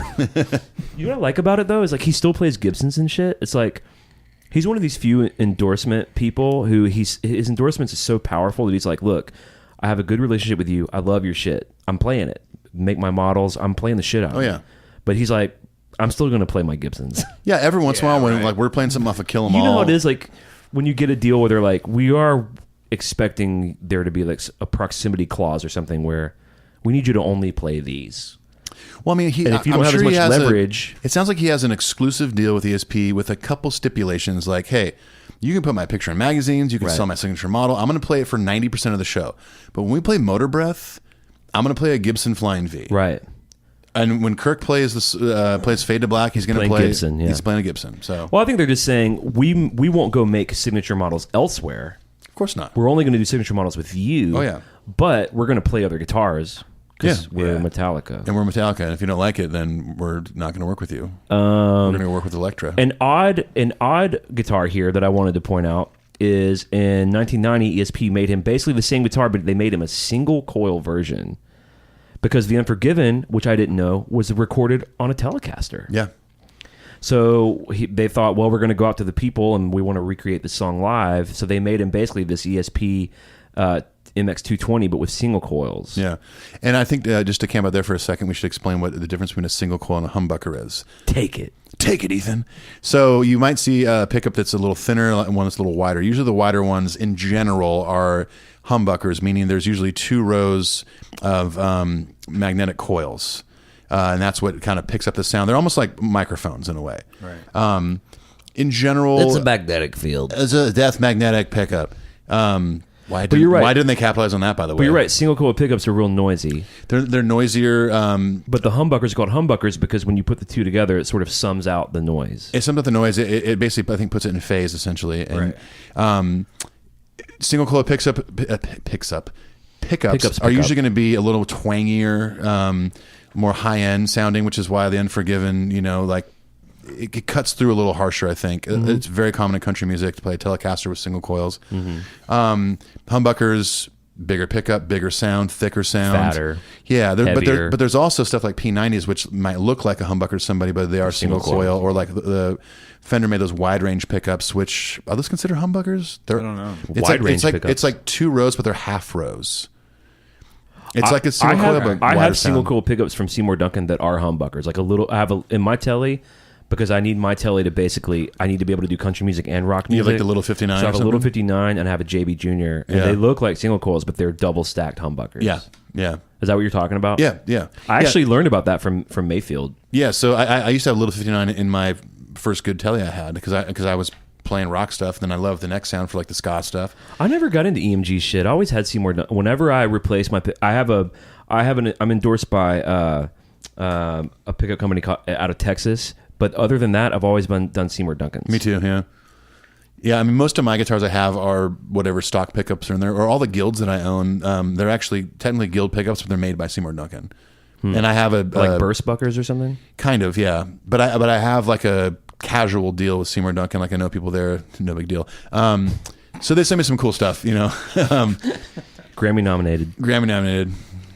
Okay, so it's cool that they made that. Like I like, and the next guitar too is going to sort of tailor into this point I'm making. The double neck Explorer, which James used for Fade to Black because the clean stuff is 12 string.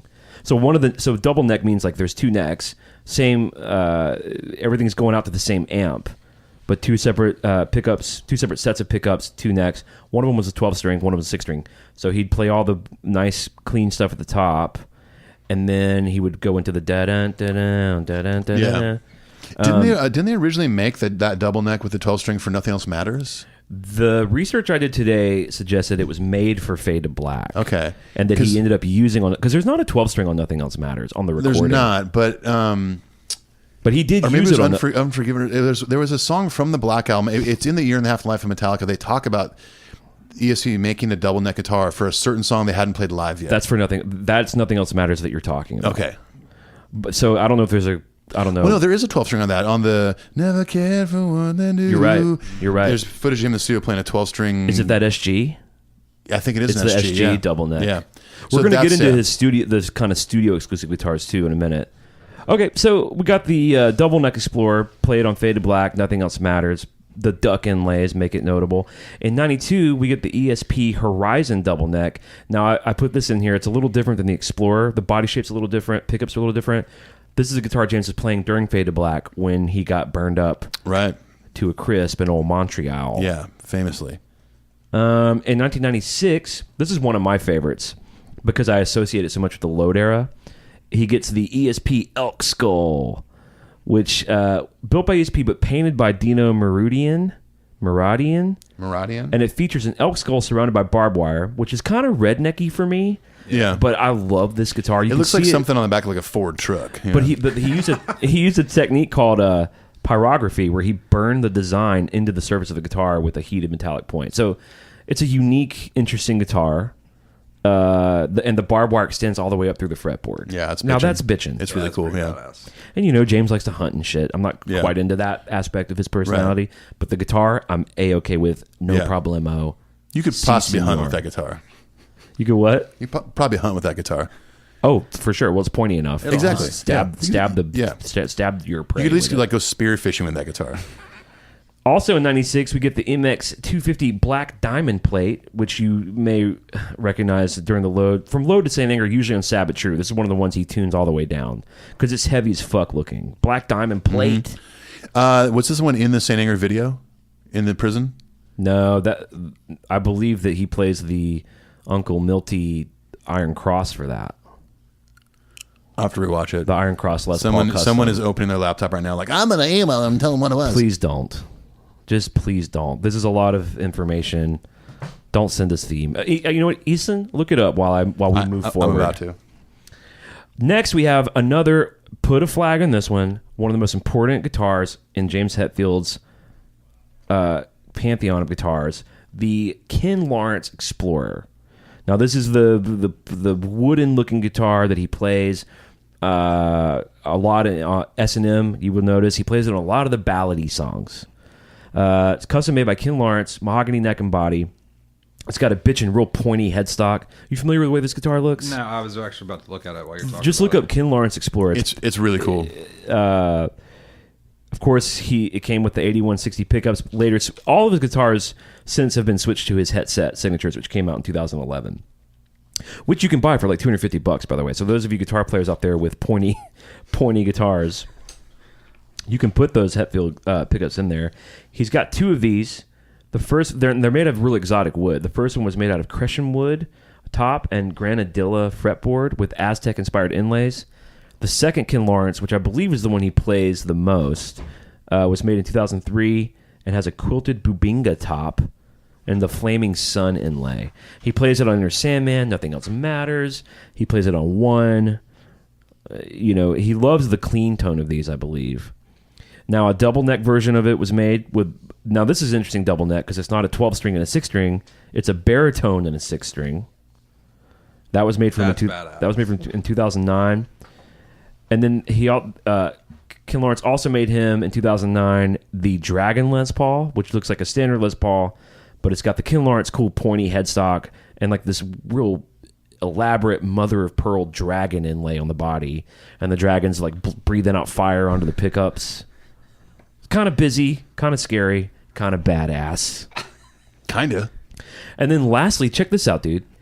In 2012, Ken Lawrence made James a Flying V Ken Lawrence, so it's that wooden-looking Ken Lawrence thing, but it's a V. He made it because a client, not James Hetfield, hired him to make it, but the client who wanted to remain anonymous wanted Ken Lawrence to donate it to James Hetfield. That's awesome. Oh, no shit. So that happened, and I knowing what little I know about James probably made him feel real weird. So as you can imagine, he's not playing it real much because he probably doesn't want to continue to inspire psychopaths to do other things like that. By the way, side note, I'm watching the Sanger video on silent right now, and he is playing Explorer. It's tough to tell. Fuck you. No, he's not. He is. Fuck you, man. Fuck you, dude. Fuck you, bro. Fuck guys. God, I'm so glad Brad is here. We'd be fighting right now. I hate it when you guys We were just fight. recreating single podcast theory because they say fuck you to each other a lot. It's true. It's more Brad B than you, right? Oh, yeah. Him saying it to me? Yeah. Yeah. I get a lot of fuck you, Brad lines. Yeah. Yeah. It's interesting. I gave him a hefty fuck you on that last episode with those two. I think you gave him 2 or 3. Yeah, well, I meant it. It was 2. It was 2. All right, so what is it? Is it the black plated? It's. I'm still watching. It's tough to tell because it's a black on. Almost looks like a black. Oh no, it's like a distressed metal pick guard. Oh, that's rusty. Yeah. That's a Gibson. So yeah, that's basically a Gibson Explorer with a. Yeah. Let's just jump. If you can see from there, it's rusty. It's rusty. That was one of the main guitars for St. Anger in the studio and on tour. So that you were right. I'm sorry. It's a matte black finish with like a tarnished metal pick guard. Same specs as all those other guitars. That's jumping ahead a bit. Let's just blow through some of these. 96, they made the JH1, which you remember it from Cunning Stunts. It's like a flying V with these green flames on it. He had green flames, he had red flames. Right. Mahogany bottles for the babies. Yeah. I also love these guitars because they remind me of the Load era. In 98, there's the ESP JH2 Explorer, which was his second official signature from ESP. He's got two of them. The only difference is like the inlay on the first fret. The first guitar has a 4M Ninja Star, which I'm currently wearing a necklace with a Ninja Star right now. I love the Ninja Star. The second one has diamond inlays across the whole fretboard. There's also a black diamond plate fitted on top of the body. He loves to play these heavy-looking Explorer types on Sabbath True. He tunes them down. That's the only song he plays them on. Lately, on the new tour, he's been playing that camo snakebite for Sabbath True. I love that thing. Good God. Okay. Next, we have the JH3, which was like an Eclipse, which is like ESP's Les Paul, basically. It's got a really pointy horn. It's not quite like a normal Les Paul. Definitely weird in this era to see James like without an Explorer. Yeah, I agree. But I think it's grown on him for sure. The Les Paul? Yeah. Well, dude. We're about to get to one. I still want to see Hetfield with an Explorer. Well, I think there's an Explorer like shaped area of his body where it fits in like a Lego. A Lego. I'm serious. A Lego or a Lincoln Log. Lincoln Log. Who does that? Well, speaking of what you're saying, let's get to probably some Lincoln Logs. All right. I'll go ahead and just betray myself here for the Sweet 16. My favorite James Hetfield guitar is this 73 Gibson Les Paul Custom, which he got in 2002. And it was one of his main guitars in St. Anger. It's why I thought it was in that video. Yeah. Maybe I'm thinking about the Frantic video. Maybe so. Anyway, he first played it in 2002 at the Oakland Raiders gig. It's also known as Uncle Minty or the Fuel Les Paul. And it's basically an iron cross. It's a black Les Paul Custom with the cross below the bridge and the racing stripe. And I'm just sort of obsessed with Les Paul Custom, black Les Paul Customs. Yeah. I want one. They're like $4,000, which means I will probably never have one. I'll get you one for your birthday this year. Thanks, dude. Yeah, no problem. My pleasure. Hey, you know what? Thank you. Where do you think that Patreon money goes? To buying ourselves guitars. I don't know. To my artisan butt plugs. Artisanal. Sorry, people listen with their kids in the car sometimes. That's my favorite Hetfield guitar. The next one is one of the weirder ones. You can see it in some kind of monster documentary. It's an LTD H307 7-string. It looks like a guitar that the Korn guys would play. Yeah, I'm not a fan. And it's the guitar James is playing when he's trying to teach Kirk some kind of monster riff, and Kirk like kind of can't get it. Yeah. You know what I'm talking about? Yeah, I remember that. It's kind of this maroonish, blood red. It's like a new metal looking guitar. It's very new metal looking, yeah. And I'd be real happy never seeing James play it again. Similar to that, the LTD Baritone Viper, which is the Grinch. It's what he plays in all the drop C shit for St. Anger. It looks like an SG. It's got the two kind of evil Angus Young horns, but it's got a long neck, and it's set up for baritone. Yeah, very much using the St. Anger stuff. But it's drop C tuning. Yeah. Then we have the ESP Truckster, which he has a black and a gray one. That was just a 2008 signature model from ESP. This is the guitar he plays on the Now That We're Dead section of the show. And it says "Got Riff" under the bridge. Yep, totally. They look like Les Pauls, but they look like the paint's peeling away. These are some of my least favorite James Hetfield guitars. Yeah, it's okay. I'm not a huge fan. We can skip the next two. In 2009, James played various Gibson Flying Vs, white ones, chrome ones, sunburst, silverburst. From 2010 to present, James has played all sorts of snake bites. Now, the snake bite is his own personal reimagining of the Explorer. This would be like his, fourth or fifth signature guitar? But this is a whole new thing. But he's never had his own signature Explorer shape. Yeah. He's had his own Explorer, like the classic shape Explorer VSP. I don't think those were signatures. I thought, or maybe they released those later. There is an ESP Explorer that is like the classic black and white, like the Black Album era looking one. That is a James Hetfield model. I'm not familiar with that. I'm saying in present day there is. I'm not familiar with that. Well, I am. Fisticuffs? More into the cuffs part. Well, this is him basically taking the classic. Maybe I don't know. Maybe you're right. I don't know. But I'm sure someone will let us know. But he sort of contoured it a little differently. The headstock's a little different.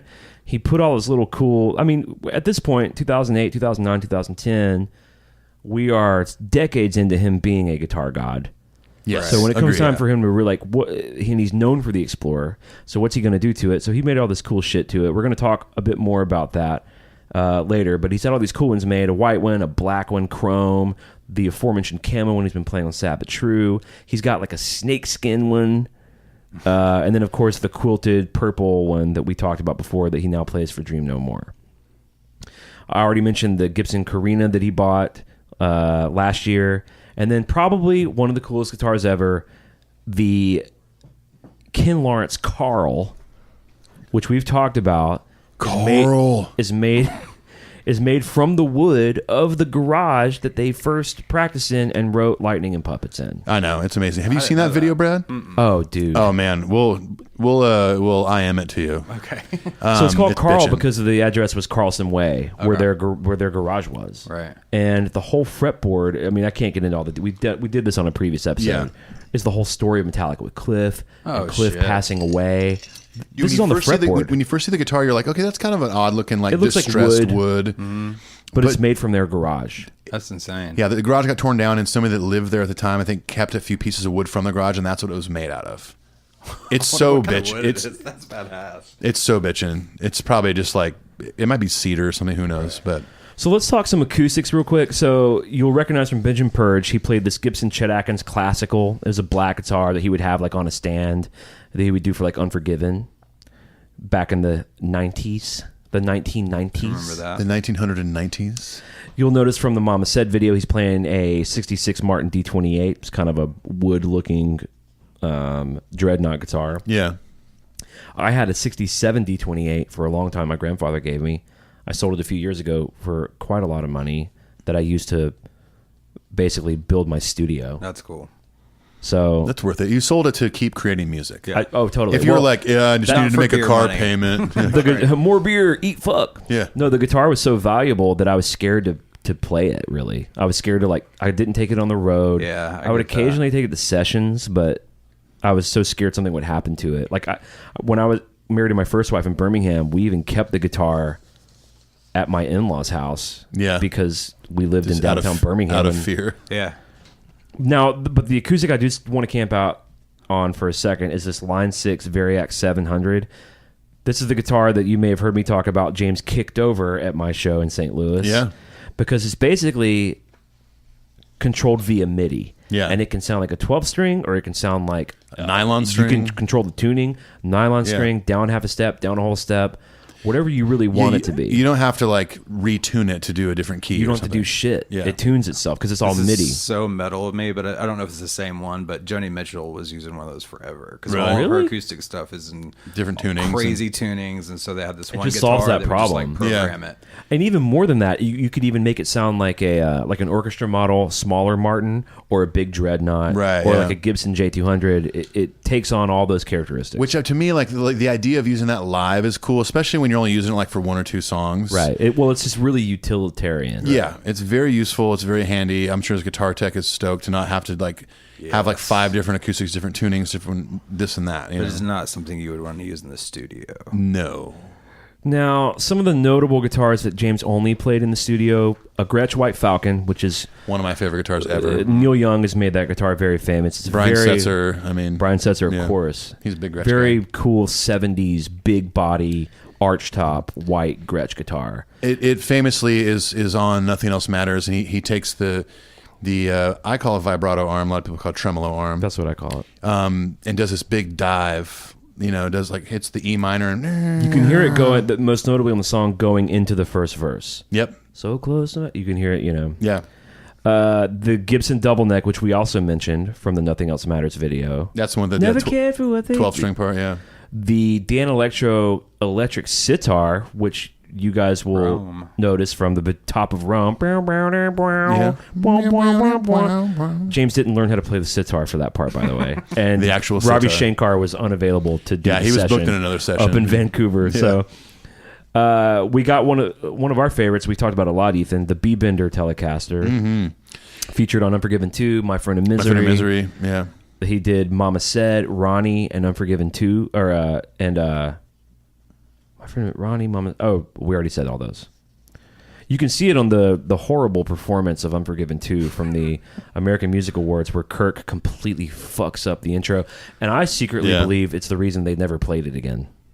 I think they fucked it up so bad, and it traumatized them. They're like, we're never doing that again. They did it on the By Request tour like 4 or 5 times, but that song was a single, and they never played it. But they're not choosing to put it in the set. No. Like, okay, fan, we'll do it for you. Sometimes a song can crash so hard that you're like, fuck that. Oh, we got a lot of good songs. You've got like PSD. We got a lot of... For sure. Absolutely. No, We're not hurting for good songs. I've been in multiple bands where like we've botched a song live, and the singer's like, we're never doing that again, ever. We're not even going to try to do it at practice even. Yeah. And then the last guitar before we dive here into his current production signature models, I thought this was a sweet story. Bob Rock gave him a gift, a 63 Gibson SG Standard. And you can see it in the Turn the Page video. That's a pretty cool guitar for Bob Rock to, Absolutely. Yeah, amazing gift. What do you give the man who has everything? Right. Me, I'm talking. My friend, and you can start with a fucking 63 Gibson SG Standard. How about that? Yeah. John Davis, a friend of mine who I've played with and you've toured with. He's also my friend. Yes. You could say a friend of ours. Do you have friends with John? We've hung out a couple of times. Mutual friends. Okay. Well, anyways. Yeah, so Super Drag has this record, which I think we've mentioned on the show before, called Head Trip in Every Key, recorded by Jerry Finn. Famous producer, is now gone. But Jerry gave him a Cherry SG. After they did that record, it was Jerry's. Would you say it was a Jerry SG? I'd say it was Cherry Finn SG. But John still has it.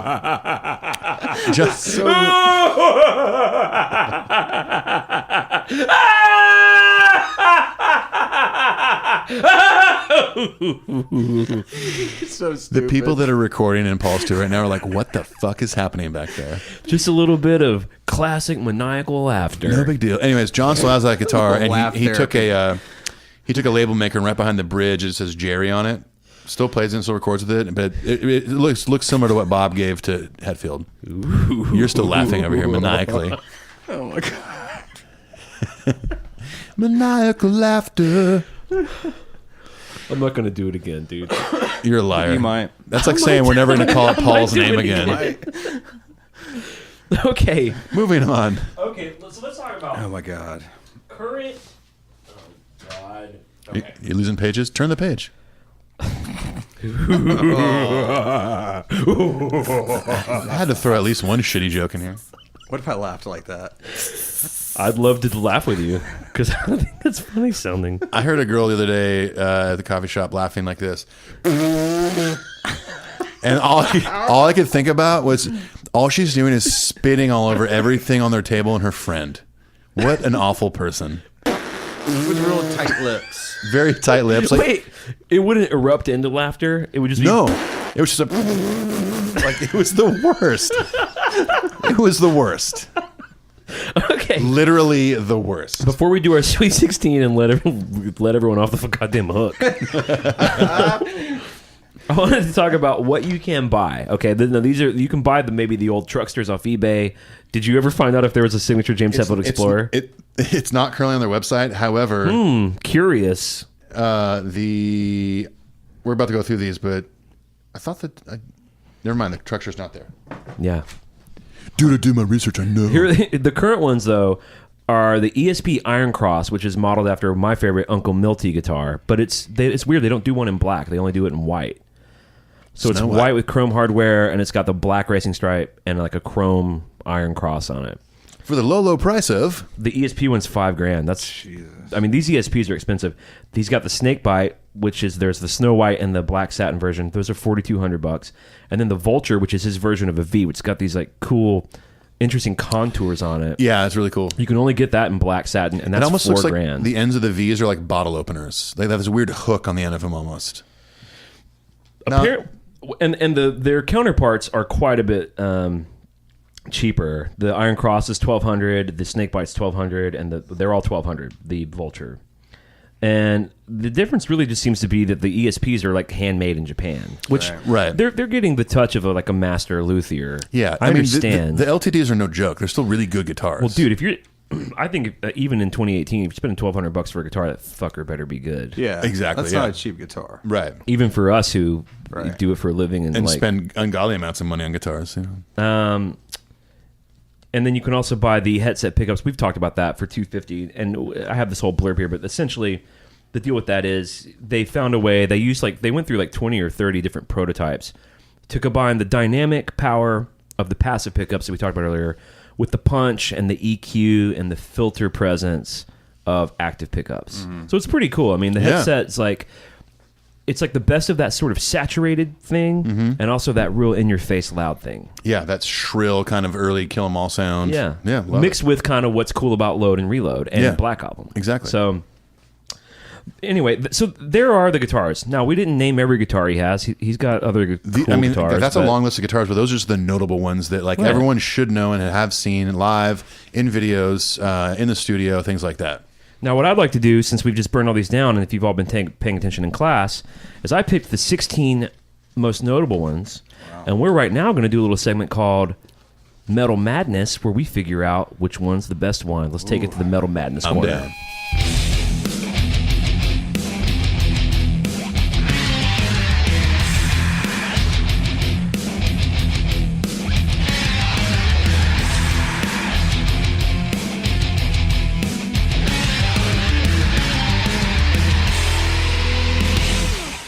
All right, here we go. So I've taken out of that list, the beautiful list we just burned down, by the way. What Gorgeous. an amazing episode so far. Stunning. You know what? Yeah. It's great. Love it. We were doing a good job, especially you two, and also especially me. You guys know how it works. The best vote, 2 of 3, and the guitar passes to the next round, and we're going to find out what the best one of all time is. Now, the first round, I'm just going to start us off here. The Gibson So What Explorer, James's first Explorer shape guitar, versus the Load Staple Explorer, the ESP Elk Skull that the dude burned in. So we've got the 84 So What Explorer Gibson versus the ESP Elk Skull Explorer. I'm going So What. I'm going So What. I think we're unanimous on that. Okay. I mean, the Elk Skull is badass, It is but I badass. mean, the So What Explorer is one of my favorites for agree. sure. Yeah. All right, that was easy. We've got the black ESP Explorer Double Neck, which is what he played on Fade to Black and the Nothing Else Matters. Right. It's basically that black ESP Explorer, but the double neck with the 12 Yeah. string. Pretty cool. Yeah. Yeah. They totally. made it just for him. They never made it before. Right. Versus the LTD Grinch Viper for the drop C sharp shit. Brad's already shaking his head. There's no way. I agree. The double neck goes. right? You said the double neck goes? No, I mean, it goes to the next Oh, it round. goes on. Yes, Yeah, of course. double Yeah, neck. double neck. I'm yeah, not into Explorer. the Viper. No. We have sort of a natural abhorrence to that record anyway that is going to unfortunately affect our Oh, decision. I don't like the here. way it looks either. If I'm thinking of the right guitar. I also Has don't. it got that green? Yeah, it's got green flames on Yeah, it. it's I'm not a fan. Yeah. Let Korn play it. There you go. It was almost like let them eat cake. Let Korn play the Grinch guitar. All right, moving right along. We've got, again, to bias myself out like a motherfucker, the 73 Gibson Les Paul, affectionately and mysteriously nicknamed Uncle Milty, versus the ESP Iron Cross. What's unanimous, right? I'm going Iron Cross, but Well, they're both Iron Crosses. Oh, Uncle wait. Milty is the original Gibson black one I'm going that that. the ESP was modeled gotcha, after. gotcha. I'm going Uncle Milty. Uncle Milty. yeah, Yeah. I'm going with Uncle Milty. Yeah, Okay. gotcha. Uncle Milt. Milty. I don't know what that means. Someone knows. Someone's writing it right now. Okay.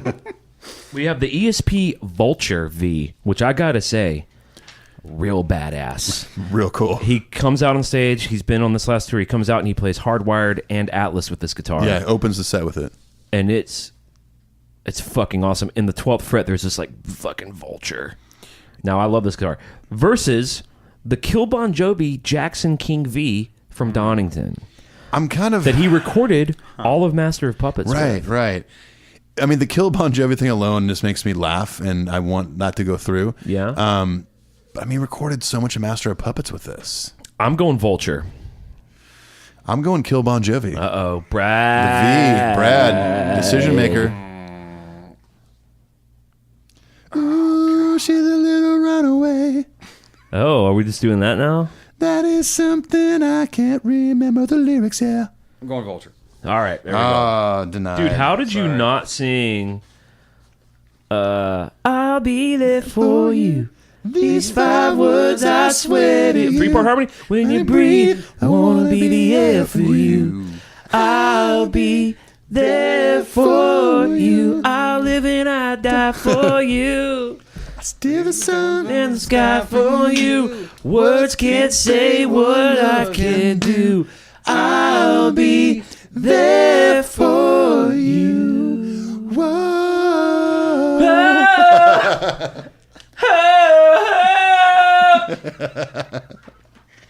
Okay, and the Vulture makes it. I'm loving it. And this is not a McDonald's Sponsored by commercial. McDonald's. Da-da-da-da-da. God, I can use a McRib right now. Okay, we got the Gibson Rusty Explorer, which Ethan put me in the goddamn corner here on the old St. Anger video, San Quentin video. Mm-hmm. The Gibson Rusty Explorer versus the ESP Got Riff Truckster. This is a no-brainer for me. I'm going Rusty. I'm going Rusty. I'm going Rusty. All right, Rusty makes it. Is it going to come down to Rusty and Uncle Milty?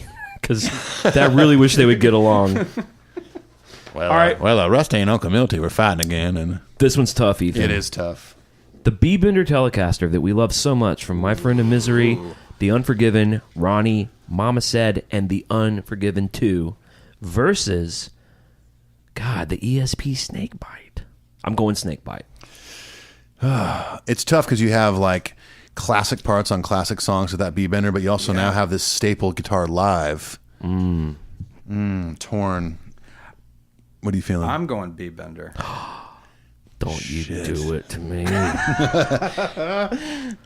Your dad told you what a B-Bender. You have all the sentimental history with a B-Bender. I'm with Lions here. I'm going B-Bender. The snake bites out. That's tough. You It is tough. fucking But the snake bites buttholes. out. But the Snakebite is still an explorer, you know? It's still in that family. Oh. There's still plenty of those in the running left. Hey, listen, I'm real unhappy with that. Extremely unhappy I with think that. you're But I as accept your unhappy as decisions. when Blazek said that Sanitarium was out. Yeah. That's when I gave him a That was little hearty brutal. fuck you. Yeah, that was interesting. All right, the Electra Gibson Replica V. It wasn't James's first guitar; it was his third one, but it's the fucking guitar that I think of in my mind's eye that he wrote and recorded Kill 'Em All with. Brought it back for Death Magnetic, and even though it's not that exact guitar, he doesn't play it live anymore. He plays a Gibson White V exactly like it for all the Thrashers, Battery, Blackened, Spit Out the Bone. Yeah. That guitar versus, oh my God, the Ken Lawrence Explorer. I mean, I can't in good conscience not put through the Electra, the replica. I'm going Ken Lawrence Explorer. You are? Yeah, what are you going to do? Uh-oh, Brad. You better grip that pillow tight. Ooh, see what I did right there? You just quoted The Unforgiven 2. I'm going with the Flying V. Going All right, V? All the right, Electra goes makes through. it. Sorry, Ken. Oh, I think I didn't say about that Line 6 Variax acoustic that he plays. On the guitar is all this artwork. I don't know if he did it himself, but he has the lyric Black Heart Scarring Darker Still from Unforgiven 2. Oh, that's awesome. shit. Isn't that weird? It's fucking cool. He has all these like load reload shit. Yeah. He has the lyrics to Where the Wild Things Are Which tattooed on his still body. proves to everybody out there that somebody wrote into us saying that like Hetfield didn't like that era. Bullshit. And it was stupid Yeah, bullshit. Total he bullshit. Tattoos on his He body. didn't like it when Lars and Kirk were making out on the cover of whatever fucking dipshit magazine. That's Yeah. what he didn't like. Right, exactly. He didn't like the dude pissing and shitting and coming into a petri dish and making that the cover of the record. That's what he didn't like.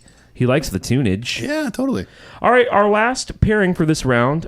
I don't like that you guys are looking ahead, by the way. I did not intend to give you guys... Well, you did type them out. All right. Oh, I didn't even see that. I'm putting it down. I don't think I have a copy of that. Okay, good. The last of this round, the 87 ESP Eat Fuck Explorer. Classic Hetfield. Yep. In fact, this is the first ESP Explorer that EXP, he got. yeah. Not the Gibson. Right. Versus the Ken Lawrence Carl. Made from the very wood of the garage in which Cliff Burton helped write. Now, why did you have to put those two together? Well, because we got a decision to make. As sentimental as that guitar is, the wood from that guitar, all the pieces of it, the story on the fretboard, I still got to go with the old ESP. I'm going Carl for sure. Really? I'm See, the shocked Carl's is you're so not. new. I mean, I think the most important thing about Carl isn't necessarily, oh, he's played it on this song, this and that. He's playing on Moth now. It's right, but it's like it's the history of it is what it's so important. The history of how that guitar was built, what it's built made with. from the wood of the I garage. know, but I'm still going. So, I'm getting this right. It's Carl versus Eat Fuck, right? Yes. Well, for myself and my single podcast theory brother, I got to go with Eat Fuck. You guys just made a fucking huge mistake. You guys made a fucking huge mistake. That's okay. That's okay. All right. Well, we're into round 2 now. Let's do it. Burn it down. We've got the Gibson So What Explorer, the first ever white Explorer that we've ever seen James play, versus the black ESP Explorer double neck for Fade to Black and for the Nothing Else Matters. Now, to me, that's a clear winner. It's the So What guitar. I'm going White Explorer. Okay. Same. Yeah. Unanimous. I'm doing this old school. I'm like crossing shit out and all this. Love it. Okay. Uncle Milty, the 73 black Les Paul Custom Iron Cross. One of the most bitchin' guitars in the fucking universe. Right. Again, don't let my bias show. Versus another really killer guitar, the ESP Vulture. Now I'm going Uncle Milty. Yeah, I'd have to go with Uncle Milty too. Yeah, I think we're all agreed on that. I'm just writing Milt. Old Milt. All right, moving right along here. Rusty, the Gibson Explorer Rusty, black matte finish, tarnished metal pickguard. Versus the old B-Bender. I think I'm going Rusty. I'm going Rusty. Yeah, Rusty's the right answer. Yeah. See, I'm willing to say when shit's right. I'm willing to say when it's subjectively right. All right, the Electra Gibson knockoff. Okay. The first white V versus Eat Fuck guitar. The first ESP Explorer, white Explorer. Ooh. These are two classics. I think I'm going to go with my gut and say Eat Fuck. Oh, I'm going Electra white V for sure. And I only say that because like that was that Because you era. like eating and you like fucking. Exactly. And that was also the era that I got into Metallica, and it was like Right, it was Justice. such That's such Justice. a big important era for me and time and watching having Metallica posters in my bedroom and looking at the album layouts. It was that guitar. Same, yeah. That's what you're going with? Mm-hmm. Was that the wrong answer? Of course it was. Okay. I forgive you guys, though. All right, here we go. We're in round 3 here. Let's do it. The So What guitar, Gibson So What, versus Uncle Milty. 1984 versus 2002. Although the guitar is from 73. Right. I'm I'm going Uncle Milty. I gotta go. So What? Brad?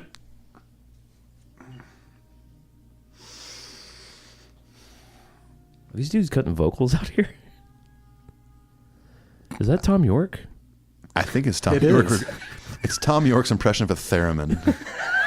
Oh my god. That was nice. How'd you think of that? Thank you. really nice. Because that's how I've always described his vocals in later Radiohead records. He sounds like he's trying to impersonate a theremin. That's true. Sorry, what are my choices again? So What versus what? Tom York. Uncle Milty, and it's a tiebreaker. Tom York Theremin. 73 Iron Cross Les Paul Custom versus the 1984 Gibson So What White Explorer. I'm going with Iron Cross. Yeah! Oh, see, that's the wrong answer. Sorry. Uncle That's all right. Milt. I still got an Explorer in there. Okay. Our next for round 3, the Gibson Rusty Explorer. Black matte finish. Tarnished metal pickguard. Have you heard? Versus the Eat Fuck guitar. Eat Fuck. Eat Fuck. Eat Fuck, right? Yeah, That's yeah. unanimous. Okay. Let's do it. Let's Eat Fuck. All right. I think I know what's going to happen, but we got Uncle Milty, 73, black Les Paul Custom, Iron Cross. Yeah. Is this One of round the- 3 still, or This is for the whole This is for the whole whole enchilada, the big kahuna, if you will. the big big kahuna? Uncle Milty, which I feel like the name itself is sort of unfairly marginalizing Sure. how cool the Yeah, guitar is, because that's true. the name is not great.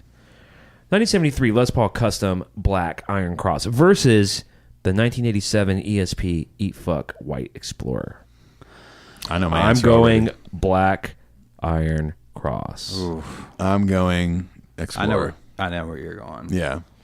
Here's the thing, guys. Tell us the thing, Brad. What's going to happen now? Just two things.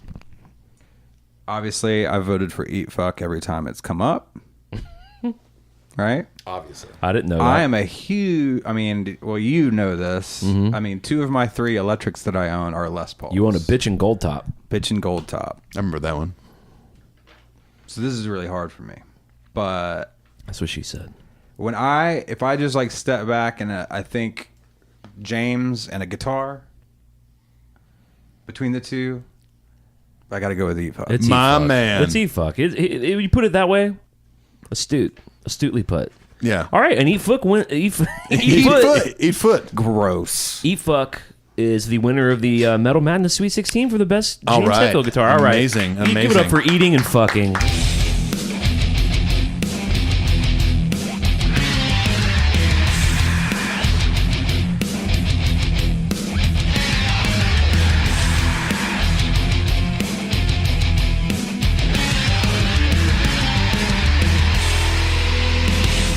I will say my literal favorite James Hetfield guitar wasn't even on the list, which is the black ESP from the Black Album era. The one, what was it that said on it? Where are the notes? Here are the notes. Here are the notes. Oh, the so fucking what one? The So Fucking What one. The Black Explorer. Wait, what are you looking for? Where's it at? Isn't that right? The email? The Sofa King? No, Oh. no, no. No, I'm sorry. It was the 1988 ESP Fuck 'Em Up in black. Ah, That's my favorite one. well, I'm sure that for those of you out there who, I'm sure I left some guitar off that they Of course, thought, yeah. Whatever. It's just all fun. The line 6 one didn't make it. What the fuck, man? Well, there you go. Look, it might not even be the last episode we do on Hetfield's guitars. We could probably do a whole episode on what his collectibles are. We're definitely going to do a whole episode on his amps and how they've changed from the Marshall to the Boogie to how they use the preamp of a JCM 800 to the diesels that he uses now. Yeah, to present day. Well, now it's all Fractal. All fractal. Yeah. Yeah. It's all direct. We're gonna do all of Kirk's guitars. We're gonna do Robert's guitars. We're gonna do probably a whole episode on the bass players of Metallica. Yeah. From Cliff's, Rickenbackers and such, and Jason's Area Pro. ESPs, Yeah. Area Pro 2s. Of course, we're going to get heavy into Tama with Lars. Yeah. We're going to hopefully do another episode with Paul and just talk straight Paul? up. Paul? Hold on. God damn it. Hold on a second. See if he's here. We're in a studio.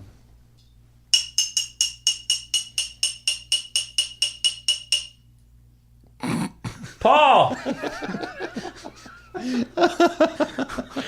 So we'll have Paul break down maybe sort of like each producer's sort of rigs. That might even be a two-parter. I don't know. Yeah, I mean, there's definitely between just Bob Rock alone. True. yeah, there's Good there's point. plenty of gear episodes we can. There's going to be a multi-part series. So Here's the deal. We've been asked for it a lot. Let us know. Send us an email at metalupyourpodcast@gmail.com. Let us know what you thought about the gear episode. As usual, a true delight to have our friend, one of my best friends in the whole world, Brad Lyons from Single Podcast Theory. So gracious I to thought you were come. going to say Ethan Luck, but that's okay. We'll work it out after. One of my best friends in all of Tennessee, Ethan Luck. Yes, thank you. It's so good to be here. No, we can't thank Brad enough for making the trek Thank from, you, Brad. from the Ham to Nash The Vegas. Ham! The ham. Here in Nash Vegas, I think him and Clint are going to meet some friends downtown, hang out some bachelorettes, go on some pedal taverns. There you go. Yeah, we're going to a Nashorette party. The Nashorette, yeah. Ugh. Thanks to everyone who's on the ride with us. We super duper appreciate it. Yeah, thank you. Consider going and leaving that iTunes review. Click like your way over there. It only takes a second. metalupyourpodcast.com. All sorts of goodies over there. Go to The Patreon. Patreon, socials, we're Yeah, all there. all the stuff. All All the the things good are there. shit. It's all there. We hope you're all doing well and having a good week. And go listen to Single Podcast Theory and get into Pearl Jam. Check out Dudes, what if they're you all guys about. like Pearl Jam, go check it out. It's awesome. Yeah, you should like Pearl Jam. Appreciate it. These dudes are diehards. They love it. They've got a similar vibe. You could listen to it even if you don't know much about the band. And Yeah. you'll learn something about the band. That's right, yeah. True. And you'll learn something about yourself. Go deep. And you'll learn a lot about Christ. That's right.